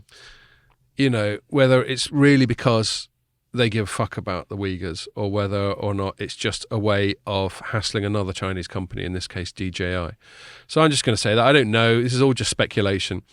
But there's another thing. And then quickly, I just want to... we were talking about TSMC. So the last of my trilogy of pieces that are all related on this was TSMC shitting itself because it turns out that there's an analyst firm called Tech Insights, which, funnily enough, recently bought my old place I used to work, Strategy Analytics, but I think they're Canadian. Okay. Yeah, they're Canadian origin. And another thing they do, certainly not Strategy Analytics never did this, but another bit they've got is like a tear down, like where they rip a bit of kit to pieces and find Yeah. out the provenance It's of like it. the biology class where you cut rats up, but you're doing it with smartphones and stuff. Yeah, but in the case of rats, you don't expect to find a suspicious chip. You don't find suspicious chips. You just find suspicious innards. Innards. Well, they're not suspicious. I assume rat innards are fairly uniform. But anyway, and they did a teardown, and they apparently found a TSMC-made Huawei Ascend 910B chip. And the Huawei Ascend 910B chip has been contentious for a little while, because this time last year, Ian, you and I were talking about this before we started recording. It was found in one of the latest Huawei smartphones, I think. Although I could be getting this wrong, because it could be this chip isn't designed for smartphones anyway, or maybe a relative of it. I think that some of the reporting on the stuff that we've been talking about so far assumed that because of this TSMC serving Huawei through these sort of proxy companies, whatever they might be, that's the workaround that Huawei's found for the Huawei Mate 60 range and various other things. But it isn't, because teardowns on those phones have already shown that they're SMIC chips. Yeah, that was it. This time last year, the reason that was spicy was it was an SMIC chip, but some people reckoned it was a 7nm one, and that's how we got onto that whole thing. It is a 7nm SMIC chip, yeah. And so then we've done a pod on this before, but let's quickly recap what we discussed then. Is, going back to Richard Windsor. In fact, I've just remembered that the reason I mentioned him earlier, and then we got sidetracked. I never finished that bit off, so I will. The issue there is whether or not, if you can't get hold of extreme ultraviolet lithography equipment that's made uniquely right now by a Dutch company called ASML, the assertion is that you can't make 7nm, let alone any smaller than that, 5nm, 3 too, on yields that are practical. So, basically you produce a bunch of chips or wafers, which are these big circular things that have however many squares of chips on them. I want like a Nutella wafer now. Well, they are the your same bit of fucking shape as added value. as those caramel wafers that that are quite tasty. Like I'm going to remember this next time. He gives me a dirty look for going off on a tangent. I'm going to remember this. Just a bit of levity. A bit of levity. Yeah, if you produce a wafer and like the yields, i.e. the viable chips within that wafer are below a certain level, it's not economically viable. Yeah. And people like Richard Windsor, their assertion is that if you try and use a thing called multi-patterning, which is on not using EUV but maybe DUV or whatever, but then you run the process over many times, then you can still get there. But the assertion is that basically if you haven't got this ASML kit, producing 7nm or lower chips is not economically viable, i.e. yields too low, i.e. you end up having to chuck out most of the chips. Now, I can imagine why the Chinese would do it as a sort of prestige thing, just to go, fuck you to America, look, we can produce 7nm chips. But his assertion, which I always found persuasive, was that they won't be able to do it at scale, i.e. mass produce it. Well, I think the point's right that you produce lower yields and it's not as effective. But I think I don't know, maybe he's got some insight I haven't got. But there was a guy I remember writing on LinkedIn years ago before Richard Windsor started piping up about this sort of thing, talking about the way SMIC was trying to deal with this issue. They call it the N+1 process, I think, internally. Okay. And that's their use of DUV to try and get below 10nm. Right. So they've been looking into this and trying to do it for a lot longer than, say, Intel, which apparently did it not very successfully. It's one of the reasons they sort of fucked up when they were trying to do 10nm chips initially. Because it's probably been known for decades that ASML has the monopoly on this stuff for whatever reason. I mean, I don't know how they did it. That'd be a story. Someone must have written a book. The Chip War, it's called, by Chris Miller. We've talked about this on the pod. But that's way back. And that talks about ASML, does it? It's not way back. It's a modern book. When was it published? A few months ago, last year. Oh, right. I must be confusing it with something else. It's the one I lent to Teresa, which I don't think she's read yet. But yeah, the ASML story is, it's a Philips spin-off, but TSMC was a funder and everything initially. Right. There's Intel technology. There's a lot of it's Dutch, but it was only worked because it was kind of a multinational effort. Right. Everyone chipped in. Yeah, and it took a long time. And the stuff on, because I've spoken to people within ASML on this. The EUV stuff was a bit of a punt anyway, even then. Yeah. It was like, let's take a bet on moonshot. It's a moonshot, exactly, and it's worked out. Whereas companies like Canon and Nikon, which I understand it are the only other ones really that do DUV, didn't go down that avenue Right, because and now they they're thought it fucking wouldn't kicking be. themselves. Well, but they probably are, yeah, because they've sort of got a monopoly on it. But I think the DUV stuff, the SMIC, the I think Richard Windsor's probably right that it's less profitable, but I don't know if it's necessarily commercially unviable because they're SMIC chips and they're selling this phone at scale. And if you look at SMIC's results, by the way, which are published, and it's the same as Huawei, they probably haven't been scrutinized the way that they would be in the West, and their profits took a big hit, their gross margins, which when I was chatting to people like Lum, he was saying, well, that could be to do with this move, this use of these, this equipment to try and do 7 nanometer. But they're still doing it, and they're still kind of making money. It's not like they've suddenly tanked and they're about to go bankrupt or anything. They're still supplying, apparently supplying chips at scale for use in Huawei smartphones. So and that comes back to the previous story where America keeps shifting the goalposts, and now they're saying we don't want you supplying them with shit that can let them make 180 nanometer. By the way, chips. I've heard people say that to go below 7 nanometer with DUV is a nightmare. Well, even with multi-patterning, that's where it really gets like forget about it kind of anyway, thing. So we're going to have to be time discipline because we've got to get this last bit done and then give a bit of time for the completely different segment, and we haven't even covered your story about this. And I'm not pointing any fingers at you, by the way. I'm at least as comfortable. No, you've been wittering on. I know. So cut long story short, as I'm attempting and continually failing to do, TSMC's shitting itself a little bit because of this thing that Tech Insights discovered that this is in an AI accelerator. Oh yeah, that's the other thing I keep getting distracted from with Richard Windsor. He did another little note where he spoke about AI, and he said China's looks like it's starting to get good at doing AI at a much lower processing burden. So this is another example of them being forced to innovate away. So right now, the likes of OpenAI and all these other people, Anthropic, Facebook, whatever, they're all buying shitloads of NVIDIA GPUs because of the sheer processing grunt they do for LLM teaching and all that sort of thing. Yeah. And Richard Windsor wrote one piece where he went, China's getting good at trying to do a similar level of AI cleverness, but at a fraction of the processing burden. Right. So that's interesting. Yeah. Anyway, I'll just leave that there. I kept threatening to bring it up, and I finally got it out. But it's another example of forcing people to innovate around stuff that may end up being serendipitously beneficial. Well, so you end up with better software, essentially. Yeah, or just a better MO. Yeah. Maybe people who have access to full-fat NVIDIA chips are just, as a result of that, reliant on raw processing grunt. Yeah. Whereas there might be smarter ways of doing it. Yeah. Well, it forces you to look for them. Exactly. Yeah. That's the point. Yeah.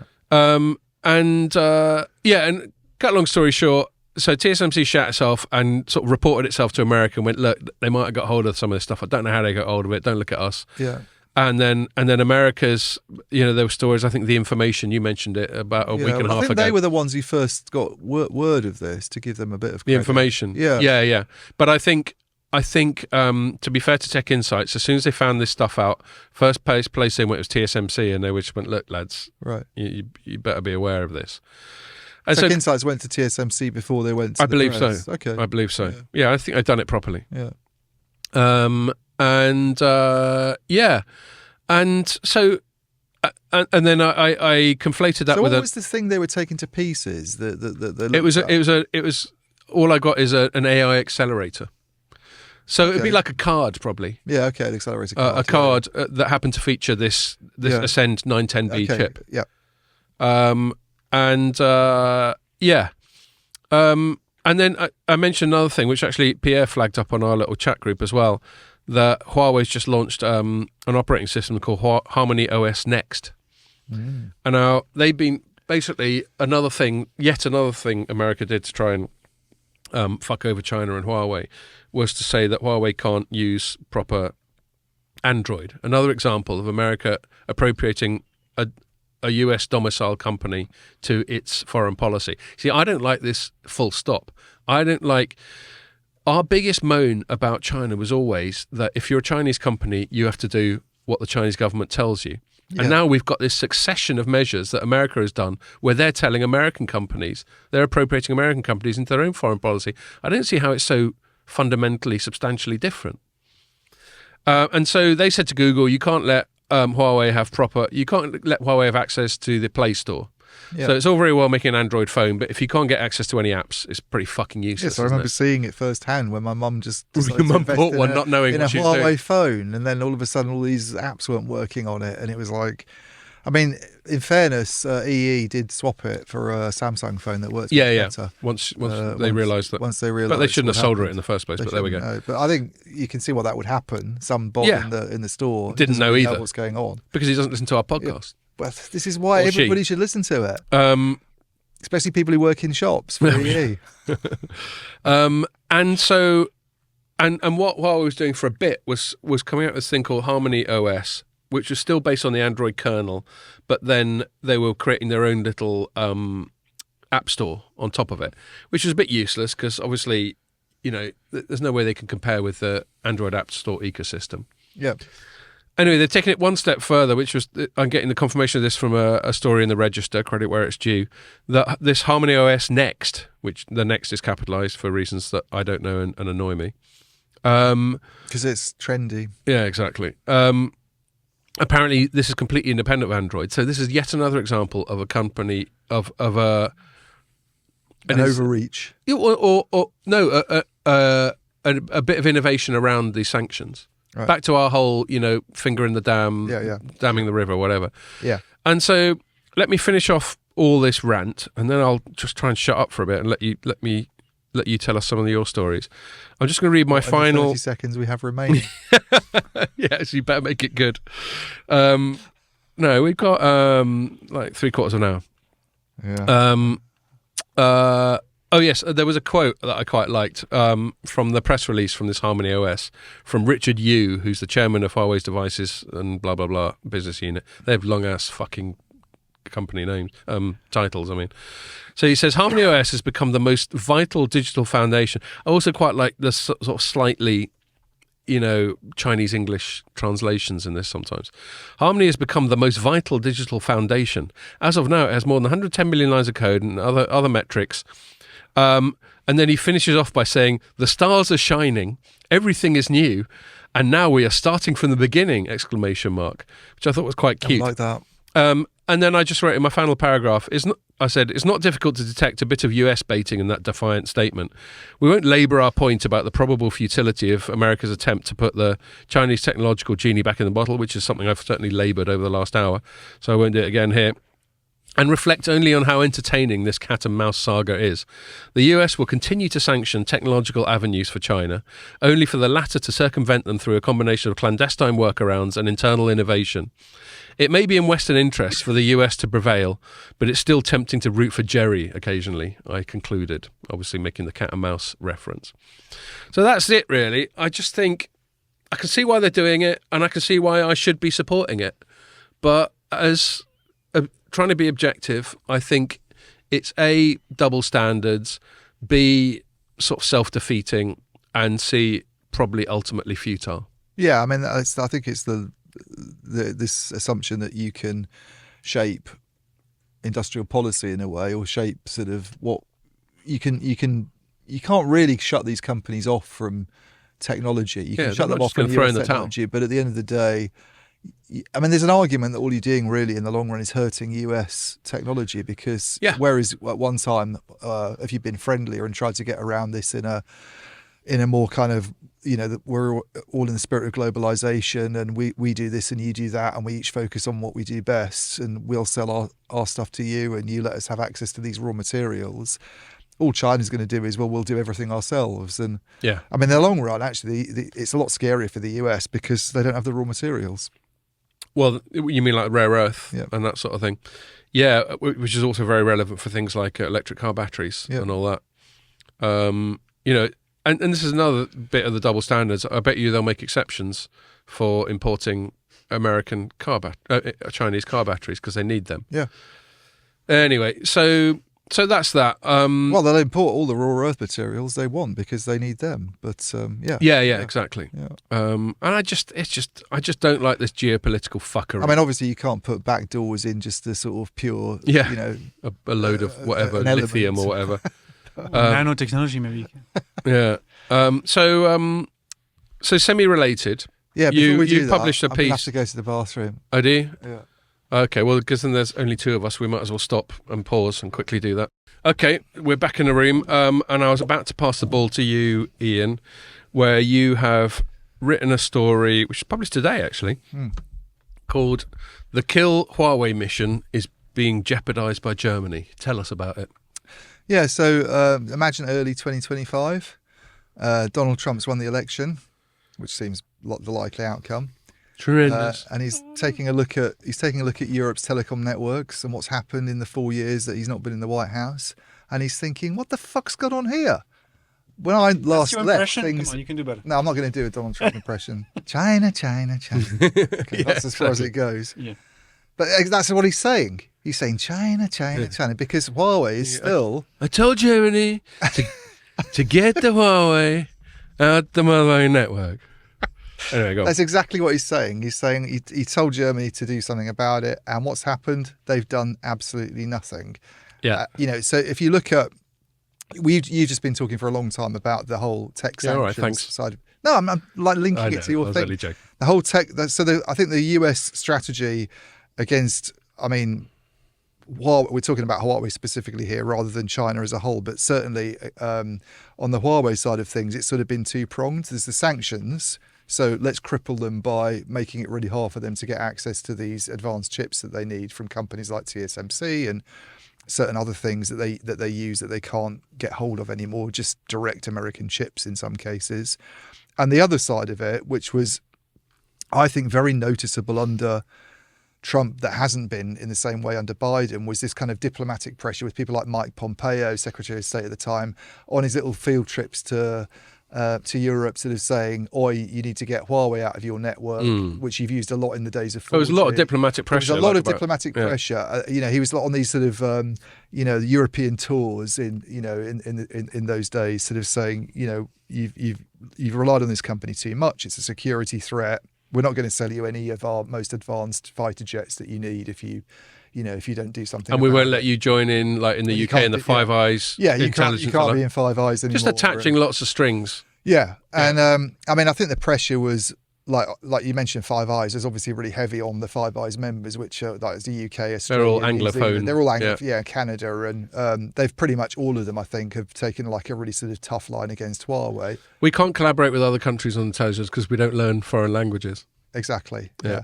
But in terms of Europe, the European Union as a whole, that mission has not gone very well. And the European Union, and this is where I would take issue with like our friend John Strand, maybe, who's, I think we've had on before, saying that... Are you going to say that he swears that the EU doesn't do anything as a result of US pressure? Well, I wouldn't take issue with him on that. I think, I'm less inclined to believe that there isn't any US pressure involved. I certainly think the US has probably been leaning on the EU to do something about it. I'm not saying that the EU doesn't act of its own instincts, and that a lot of this 5G toolbox stuff that John's talked about in the past hasn't come directly from the EU. Where I would take issue is I think the EU has been completely toothless and ineffective. It shows basically that people don't really give a shit about the EU. They don't really. The big signatories to the EU, the ones that are seen to be its big sponsors, France and Germany, pay lip service to the EU, and they don't basically. Then they do their own thing. They do their own thing. They couldn't give a shit what the EU says. And then every now and then they make their own pipeline to Russia, and America has to go to all the trouble of blowing it up. Yeah. They get very annoyed when smaller countries don't do things according to the EU rule book, but they don't follow the EU rules themselves. Yes. And the one that they've completely... that was actually, just to butt in very quickly, that was one of the things that made me hostile to the EU. I remember back, they used to have this thing called the Growth and Stability Pact, where they said something like you couldn't run a deficit of more than 3% or something like that. Yeah. And whenever we did it, we got in trouble. And then the French did it once, and they just went, well, we've... Yeah, if we sell bananas that are the wrong, we get into trouble. But exactly. And that's one of the things that made me a bit prickly, because the rules didn't seem to apply to France and Germany. Yeah.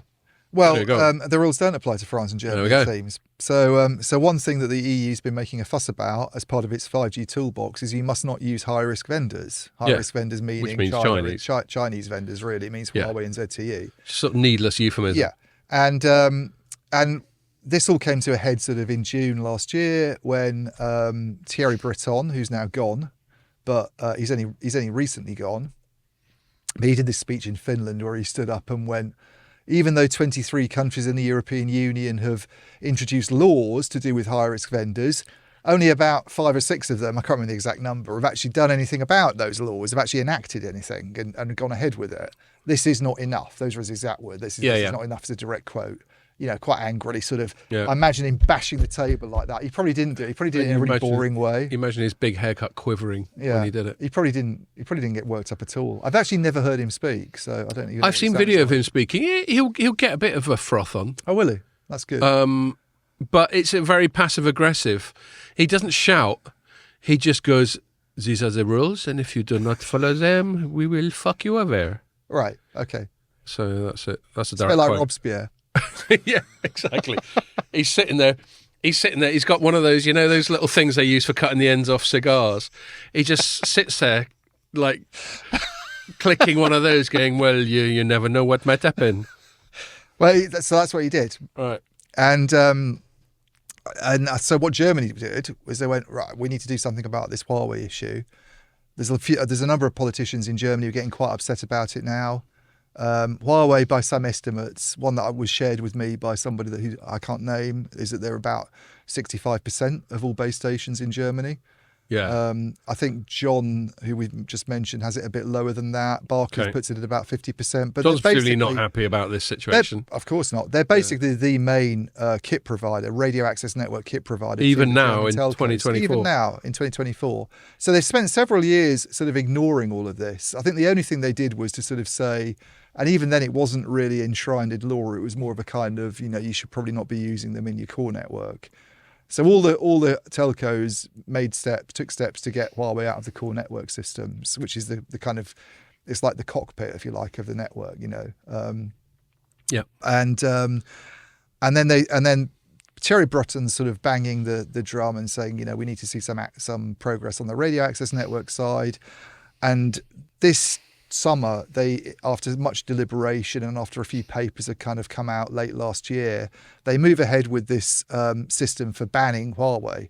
And that's how it was actually, I think, reported by some of the mainstream press that Huawei's now eventually been banned from Germany. Properly banned. Except it hasn't. No. So if you look at the actual details of what they're doing, what they've said is, first, you can't have any Huawei core network systems in your networks from about 2026 onwards. Well, I mean, it's a moot point because they've already done that anyway. So, let's ignore that one. It's already been done. On the radio access network side, instead of ordering them to take out all of the 5G radio access network equipment, which is what we did here, and I think they've got until the end of 2027 to finish that move, they said, you can keep the radio access network stuff there as long as you take out this management system that's used to kind of do updates and modifications and changes to it. Which is what, a bit of software, is it? It's a bit of software. It's called the element management system, I think, in traditional networks. In Open RAN, which we'll come on to in a bit, Open RAN being this concept about sort of mixing and matching vendors, but it tends to get referred to in Open RAN as service management orchestration.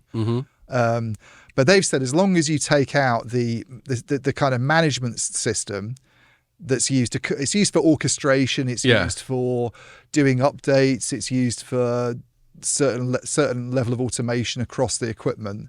As long as you take that out, you can keep the base stations and the software that goes with the base stations, because that will deal with so the threat's always been, the perceived threat that the EU's talked about and that the Americans have been harping on about for ages, is that Huawei might put like malicious code into the kind and then the other one, products. to give credit to John, where it's due, the most persuasive argument I've heard from John is, at the very least, if things got actively belligerent between the West and China, they could at the very least order Huawei to stop sending like software Yeah. updates Yeah. and shit like that. Yeah. That's the argument I find most persuasive. I can see why being exposed to something that requires constant maintenance from China is not a good idea if you anticipate belligerence with that country in the future. Yeah, exactly. So the German workaround, some will call it a fudge, is for them German for fudges? Is for them to replace this management system with a kind of politically acceptable, safe alternative. And essentially that means that you don't really get rid of Huawei at all. You get rid of a tiny little bit. Yeah, I had it's one a sort of token effort. I had one estimate from a telco insider that the spending on that management system as a sort of percentage of what companies would spend on the RAN is about 1%. That's what it sort of accounts for, as opposed to all the hardware and software that goes into the base stations themselves. But the spend alone isn't necessarily a proxy for how dangerous it could be as a point of it isn't. So that's weakness. the question. Does it actually fix the problem? Is this a better solution to doing it? If we want to sort of take the argument that let's not just look to get rid of all this equipment unnecessarily, that does this fix the solution? Well, I spoke to a couple of people sort of on background off the record about this. The way it's been reported, they think is slightly inaccurate in that what the German government, what the German authorities want is not for the whole of the management system to be taken out. It's actually a bit of the management system that essentially allow the bit that would allow China from Beijing, the sinister people in Beijing, to sort of press a button and switch off your network. Yeah. It's that bit that they want dealing with. And there isn't... And they reckon they can isolate that bit. There isn't such a bit, really. No, because this reminds me a little bit of the stuff stuff that we tried to do in the UK back in 2020 or whenever, where we went, okay, we'll get Huawei out of this bit, but we'll let them in that bit, and that'll be all right. Yeah, and that bit doesn't really exist. And then Trump got on the phone to Bojo and went, do what you're fucking told. Yeah. And he did. Yeah. It sounds a bit like that. Well, I think that bit doesn't really exist. So trying to do it in that way would be extremely difficult anyway. But the question is, if you do take out that bit or the whole of the management system, what goes in instead? What do you bring in to replace Huawei? If Huawei is not allowed to provide that bit, that's the first question. What comes in instead? No Western vendor is going to combine its management system software with Huawei's RAN. Right. Because why? Partly for competitive reasons. Mm-hmm. And partly, I think, also they would worry themselves about being perceived to be on the wrong side of the US. Yes. And that's, I get the impression that a lot of this... I mean, this is one of the problems. It's just like, what have we got to do to placate the Yanks? Yeah. But what's the minimum we got to do to placate the Yanks? Yeah, I mean, I think, yeah. But you can take people like Ericsson and Nokia out of the equation. This idea that Ericsson and Nokia would somehow stump up a management system that could be combined with Huawei's RAN just isn't going to work. I mean, this is one of the problems with Open RAN as a concept, actually, is that the big three companies are never going to be doing that sort of pairing that you see going on with Mavenir and Parallel Wireless and these guys. Because the incentives to not do Mavenir so. might work with a Nokia, or Parallel Wireless might work with Ericsson. Ericsson. With Nokia, Ericsson not work so with much. Nokia because it's not just about putting your stuff together and like there's this magic interface that joins them. You actually have to do a lot of integration work on it as well, which means you have to be working together, which means you have to be sharing stuff, which obviously is not going to happen between companies that are defending 25% market share. There's a lot of trees on that border between Sweden and Finland. Yeah. So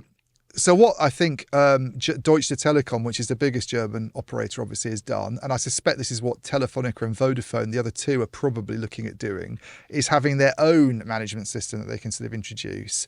And Deutsche Telekom, I know from sort of speaking to people who've kind of been involved with it, has been working on this set of like technology as part of its kind of general Open RAN initiative that they've thought, well, why don't we try and use that? Why don't we try and bring that into this Huawei swap out issue and pair it with Huawei's RAN?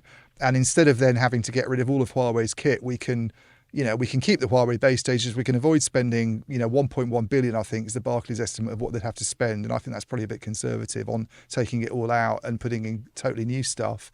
And we just basically combine it with this management system that we've come up with. I mean, you've still got a huge integration job to do there. And the other problem is, I don't think it really addresses the issue.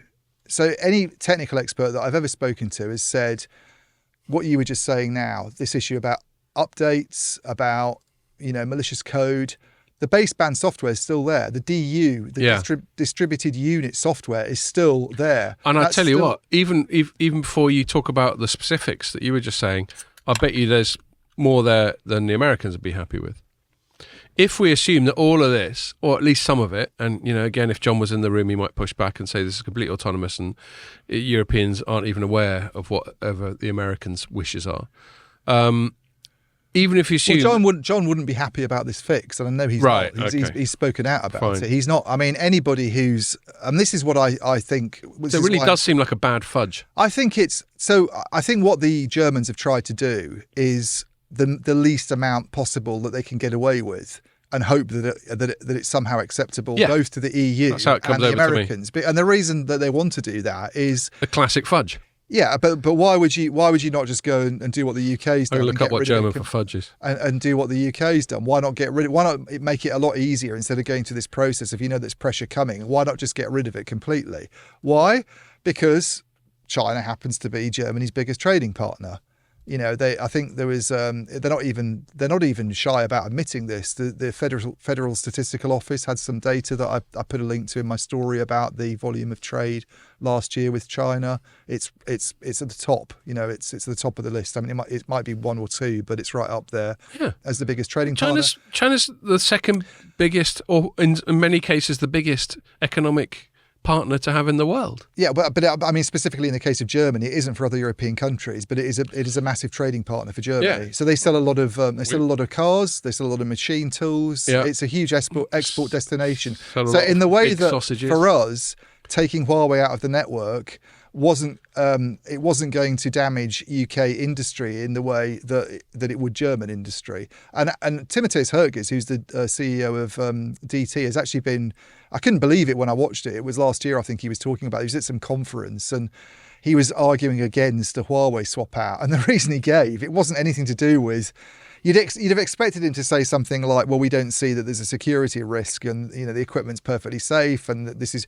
But he basically went, you don't want to upset German trade. That's paraphrasing. But the quote's in the story that I wrote. Germany is always the ultimate. For a lot of this geopolitical fuckery, Germany seems to be at the fulcrum. It seems to be at the pivot point of it. Yeah. Because for the Americans, it's straightforward. We want to be top. China's our rival. Fuck China. Except when we want to flog them stuff, of course, like NBA or Disney films or whatever. And then the UK, we've always been much more closely aligned to America than the rest of Europe, partly because language and partly because we're an island and blah, blah, blah. Germany is sort of slap bang in the middle, where, as you say, it flogs loads of the stuff that it's really good at, the engineering stuff, to China. And it's also slap bang in the middle of this Russia thing. I referred indirectly to the Nord Stream pipeline. They're in Central Europe, so they're much closer to Russia geographically than we are. And they're just in a fascinating geopolitical position. Yeah, because they can't just go all in with the Yanks. It's not as simple as that for them. I think the Russian thing was an easier one for them in a way, because I think that the volume of trade with China really is at the level where China could really hurt them quite badly if they wanted to. Yeah, and they know it. And they know it. And then on the telco side, obviously, you've got a lot of lobbying going on by the likes of DT and Vodafone and Telefonica, where they're saying...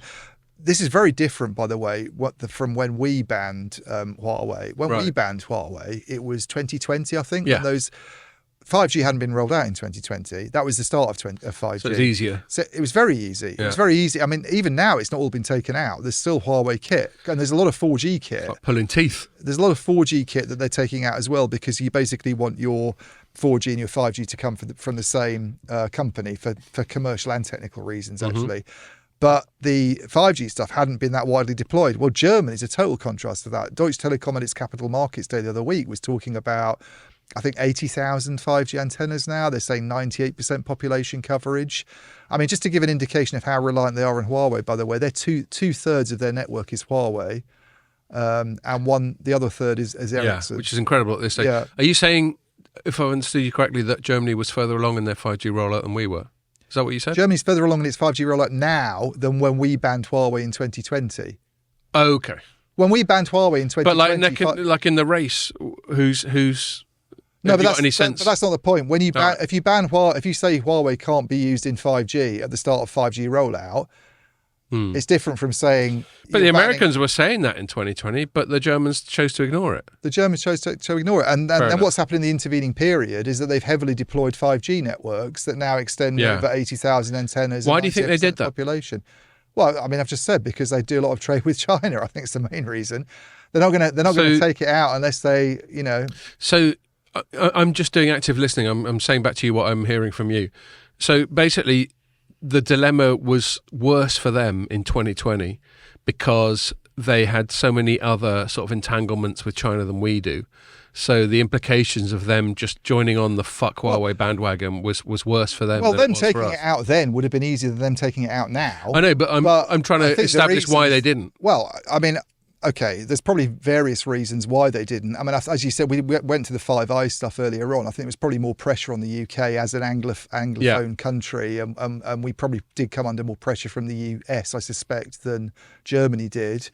And I can just imagine that phone call between Bojo and Trump. Yeah, I mean, Bojo just all those Five Eyes capitulated. countries have moved in quite a sort of clear direction to get rid of Huawei completely in a way that nobody else seems to have done. Nobody, by the way, is getting rid of Huawei to the point about sanctions and whether it's going to have an effect on Huawei's technological competitiveness. Nobody is getting rid of Huawei unless they're forced to. Yeah. Can you think of a single example of somebody taking Huawei out of the network? Just because Which they've goes gone, full "Well, hang circle, on a minute." and then unless you've got any last things to say on this, I want to quickly move on to your last point. In fact, I've got a segue from my point of view, but I'll mainly cede the floor to you.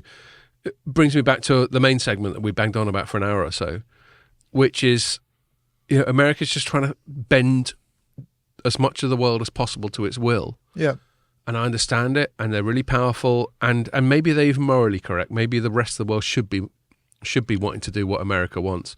But the point is, every bit of force you put in not only expends geopolitical capital, it also distorts markets and incentivizes people to work around that point of force that you've inflicted. I mean, the only things I'd say to finish are it'll be interesting to see what happens early 2025 when Donald Trump's back in the White House, probably. Whether he tries to resurrect this and put some kind of pressure on Germany to do something about it. Because this, to me, I view this almost as a kind of hoodwinking of the EU, really, this German scheme. And as I understand it, they're now trying to export it to other parts of Europe. So this is the thing. They're trying to get legitimacy for it by encouraging other countries to view that as a way to solve the Huawei problem. So it's obviously Germany's not the only country. We started off saying Thierry Breton's very annoyed that 23 countries have introduced laws. Thierry Breton's irrelevant now. They've turfed him out. Sure, but he's just a mouthpiece for the EU. If you argue that their 5G toolbox is still relevant, then at some point someone's going to come along and go, hang on a minute, we've still got loads of Huawei in networks across Europe. Something needs to be done about it. Nobody's doing anything. If Germany can go around saying this is the system you should follow, get rid of the management system, but keep the rest of the stuff in, it's perfectly safe then. Which I think is a very dubious point to be making. Which is a little manifestation of what a interesting political experiment the EU is. Yeah. Because it's not the United States of Europe. No. Where you do have some tension between federal and state, but largely federal reigns supreme. In the EU, the states reign supreme, but there's this federal overlay. Yeah. And obviously, as I've often moaned about, that the federal side wants to grow, and then you've got cheerleaders like this idiot, this Belgian Verhofstadt, who's just always going more Europe, more Europe, more Europe. But, judging just in isolation from the story you just spoke about, I don't think the countries are necessarily all in on that. They want their autonomy. They want to make their own fucking decisions. Yeah, well, it'd be interesting to see if anybody else tries to run with it. Because as I say, it then sort of confers legitimacy on what Germany's trying to do.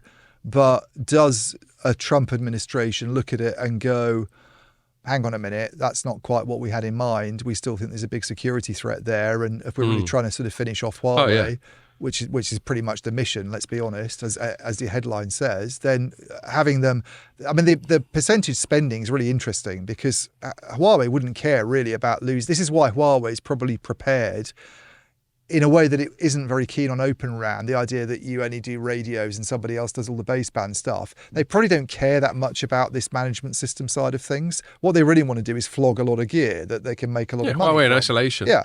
So, you know, And Huawei does still exist as a standalone company, not just as a proxy of the Chinese state. They're trying to make money from selling base station equipment. And if they can get countries to back this kind of approach that Germany's done, and that allows them to remain there, they'll go for it. Yeah. Yeah, and you know, you started your body copy with "Should Donald Trump return to the White House?" So that's a big one, and I think, and I'll finish it there. This U.S. general election, which is ongoing at the moment, and is going to culminate in, I mean, their vote counting's a bit weird there. You know, everyone's voted, and it can take fucking weeks before some people tally it all up. I mean, my prediction is she'll win the popular vote, but she won't win the election. Which is what happened. Which is how Trump won in 2016 as well. I mean, I predict a rerun of that. A rerun of that, because I think she's fucked up too much recently. You've heard it. You've heard it here.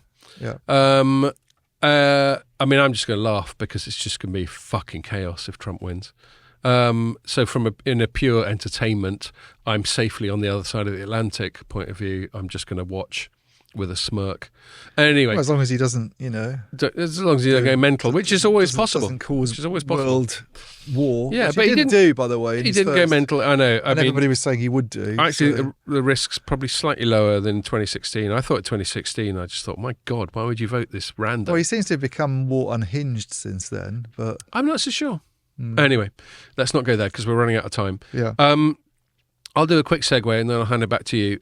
You were talking about Open RAN earlier. Yeah. And we spoke, I think, quite recently on the pod. I was trying to editorialise that maybe we're at the bottom of what I call the telecoms recession.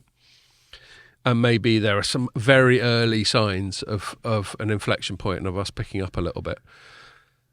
There have been a few signs that I was talking shit since then. One is... I don't think you were talking shit. No, I'm just saying this for the sake of narrative flow. One is a story that Andrew wrote for us, headlined Open RAN market forecast to fall 83% in 2024. This is a company called Mobile Experts. I think you know the person that's quoted, Joe Madden. He runs it. Yeah, okay. And he's quoted in it. And in fact, his quote is, our revenue chart for Open RAN, and this is Open RAN, I think, kit. Yeah, it's kit. Revenues. Yeah. Our revenue chart for Open RAN looks like the Grand Canyon. All of the big clean sheet O-RAN deployments have finished their major build-out phase, so now the market will transition to upgrades on legacy networks, but legacy networks will use Open RAN differently, and blah, blah, blah, he goes on. But basically, he's got a chart that does look like Grand Canyon because it peaked in 22, where there were, I don't know, I'm just reading on the y-axis of this chart, there was about $2.5 billion of Open RAN spend. It went down a tiny bit in 23 to about 2 billion, and then it's gone fucking down the toilet this year. And bear in mind, this is still a forecast because 2024 isn't finished, but we're a good way through it, to about 300 million. Right. So that's a colossal decline. Yeah. And anyway, so that's just one counterpoint to my attempt to optimism. About that rather than the rather than your thing, because we haven't got them very long. Because I mean, I know I do. Oh, yeah, because yours was quite in the weeds, wasn't it? Yeah. Okay, well, let's talk about that because we haven't got very long. I mean, so I do know Joe, and he's very much on the chip side of things, and that all sounds really like he's really good, and all that sounds like really valid to me. But I'm curious to know.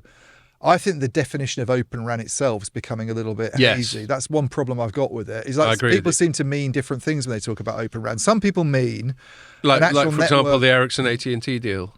Yeah, so the Ericsson AT&T deal is Open RAN if all the equipment on the basis of all the interfaces are there. Like we supply stuff to them that is fully compliant with O-RAN Alliance specifications. Is that the measure of it? Or is it that you've actually done it? You've actually paired an Ericsson radio with another company's baseband software. So definitely not going to happen in the AT&T instance, by the way, because the whole network's just Ericsson software. Right. So how fucking open is it? Yeah. Well, yeah. Or is it to do with virtual RAN? Because people conflate it with that. Is it about using general purpose something chips, I still struggle with. Which is, well, that's really Joe's area of expertise, is like using Intel chips to host your RAN, essentially, rather than Ericsson's ASICs to host your RAN. That's basically a virtual RAN, yeah? Mm-hmm.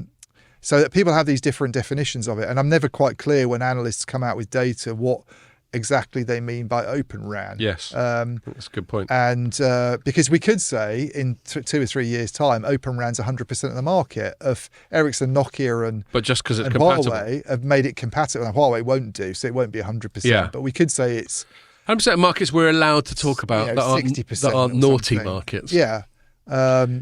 And if we exclude Germany, apparently. So I think what his data shows clearly is because I think that's a reflection of maybe we are going to get onto my thing a bit now, but his data does show that the market's been in a really bad state. Well, let's this quickly. year. I mean, we'll give ourselves terrible state. We'll give ourselves a maximum 10 minutes to wrap up. Yeah. You wrote a story, and one of the reasons I want to bring up your story is because you told me that apparently it's one of the almost read stories of the year. It was more than I expected it to be, actually. Well, and one of it is, you're good at writing eye-catching headlines, which, in case anyone starts, like words like clickbait start coming into their head, all headlines are supposed to be. I hate that word. Yeah, I know, and I'm about to sort of bristle as well. Obviously, there's no one in the room accusing us of that, so this is being preemptive. But it's like, what are you criticising us for? To try and get people to read the stories? Well, exactly. That's the problem I have with the word. So from a journalist's point of view, the headline is a sales pitch. Yeah, it's a reason to click through. We're entirely digital. It's a reason to click through, and if your headline is just like, here's some boring run-of-the-mill telecoms bollocks, no one's going to click through on it. Obviously, there is a cusp. There's a threshold at which, at the right side of the threshold, you're faithfully representing your story. That's where I get along and with where the proper definition of clickbait is where you're basically deceiving the reader. Yeah, it's like, and here's you're saying, fantastic picture of Kim Kardashian in her underwear, showing and then off you her click on massive it, and arse. it's an article written by Scott Pacino. Yeah, which makes no mention of Kim Kardashian's arse or any other part of her. Yeah.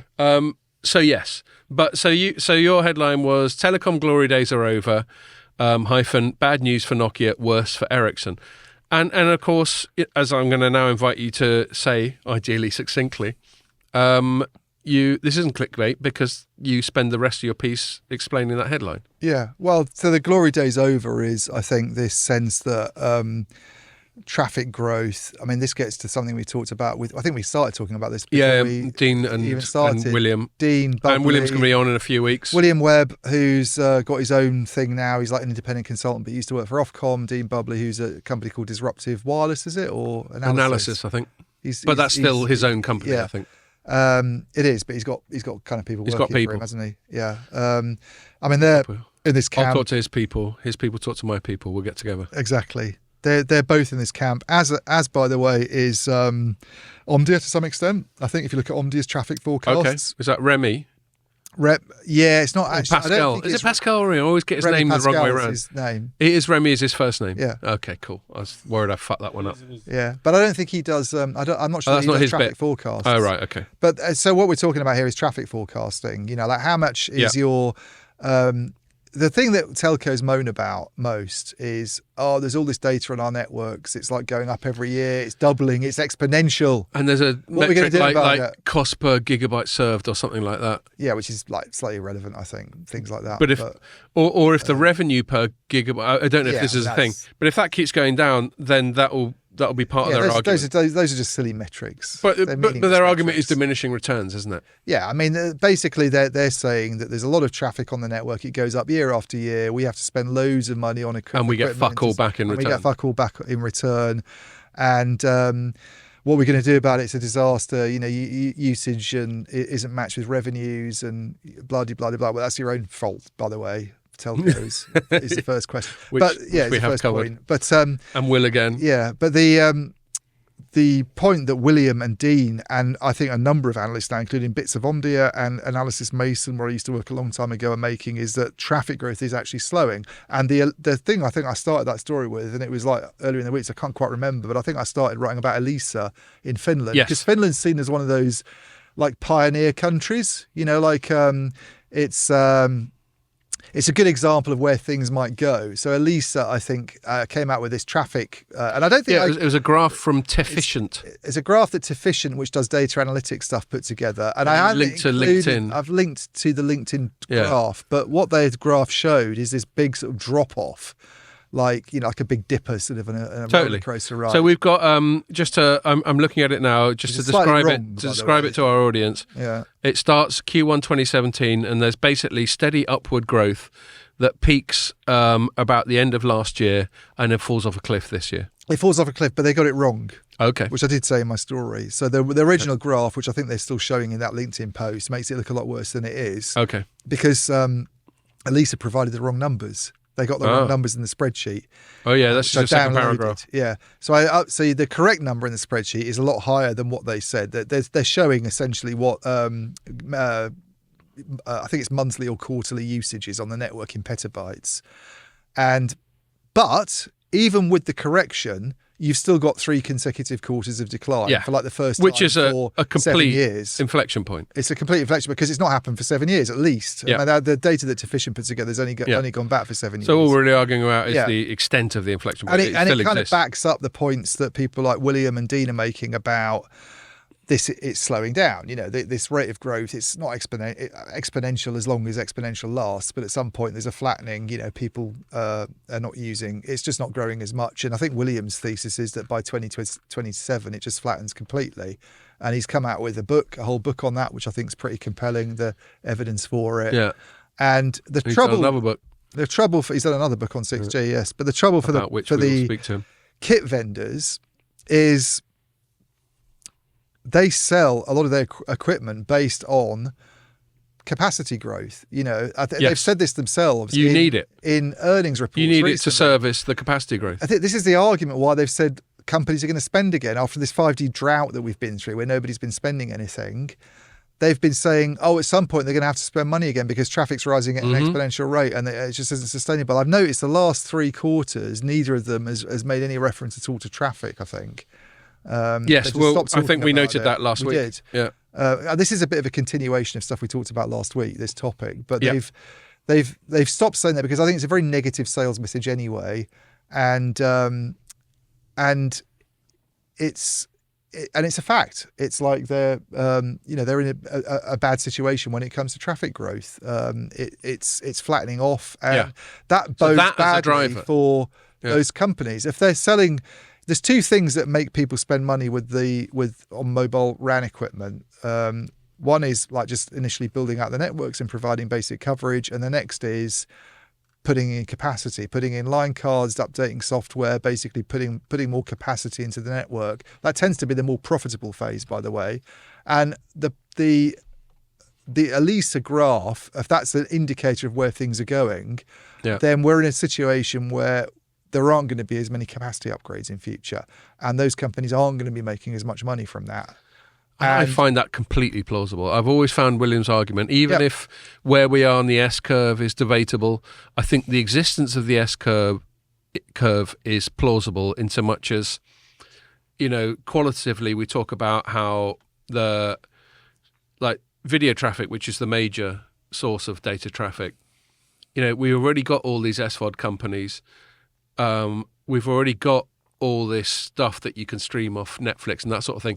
Where is the driver to keep that S-curve going exponential from here in a qualitative sense? And then another depressant to that trend will be better compression technology and all that sort Which of I think is a part of the Elisa story. Right, I think that's actually one of the reasons they reckon it's gone down is compression technologies. Yeah, so they moan about the we're going to have to finish, I know, but they moan about the big tech companies, the top companies. They're putting all this data on our networks. I mean, wherever you stand on that philosophically, a lot of the compression stuff comes from them. The one thing I would say before we finish is the headline begs you to answer this. Why is it better for Nokia than it is for Ericsson? Ericsson is only a RAN company. When Ecom took over, they did all sorts of other things. They did some TV stuff. They did some cloud hardware stuff. They did all sorts of things. And they were in a disastrous shape because they're basically not invested in mobile RAN for a long time. Because they over-diversified. Because they over-diversified. Yeah. And the one thing that Ecom did when he said we need to get it back on as a CEO we need to basically get rid of a load of stuff and just concentrate on the RAN. As a result, it's a RAN company basically.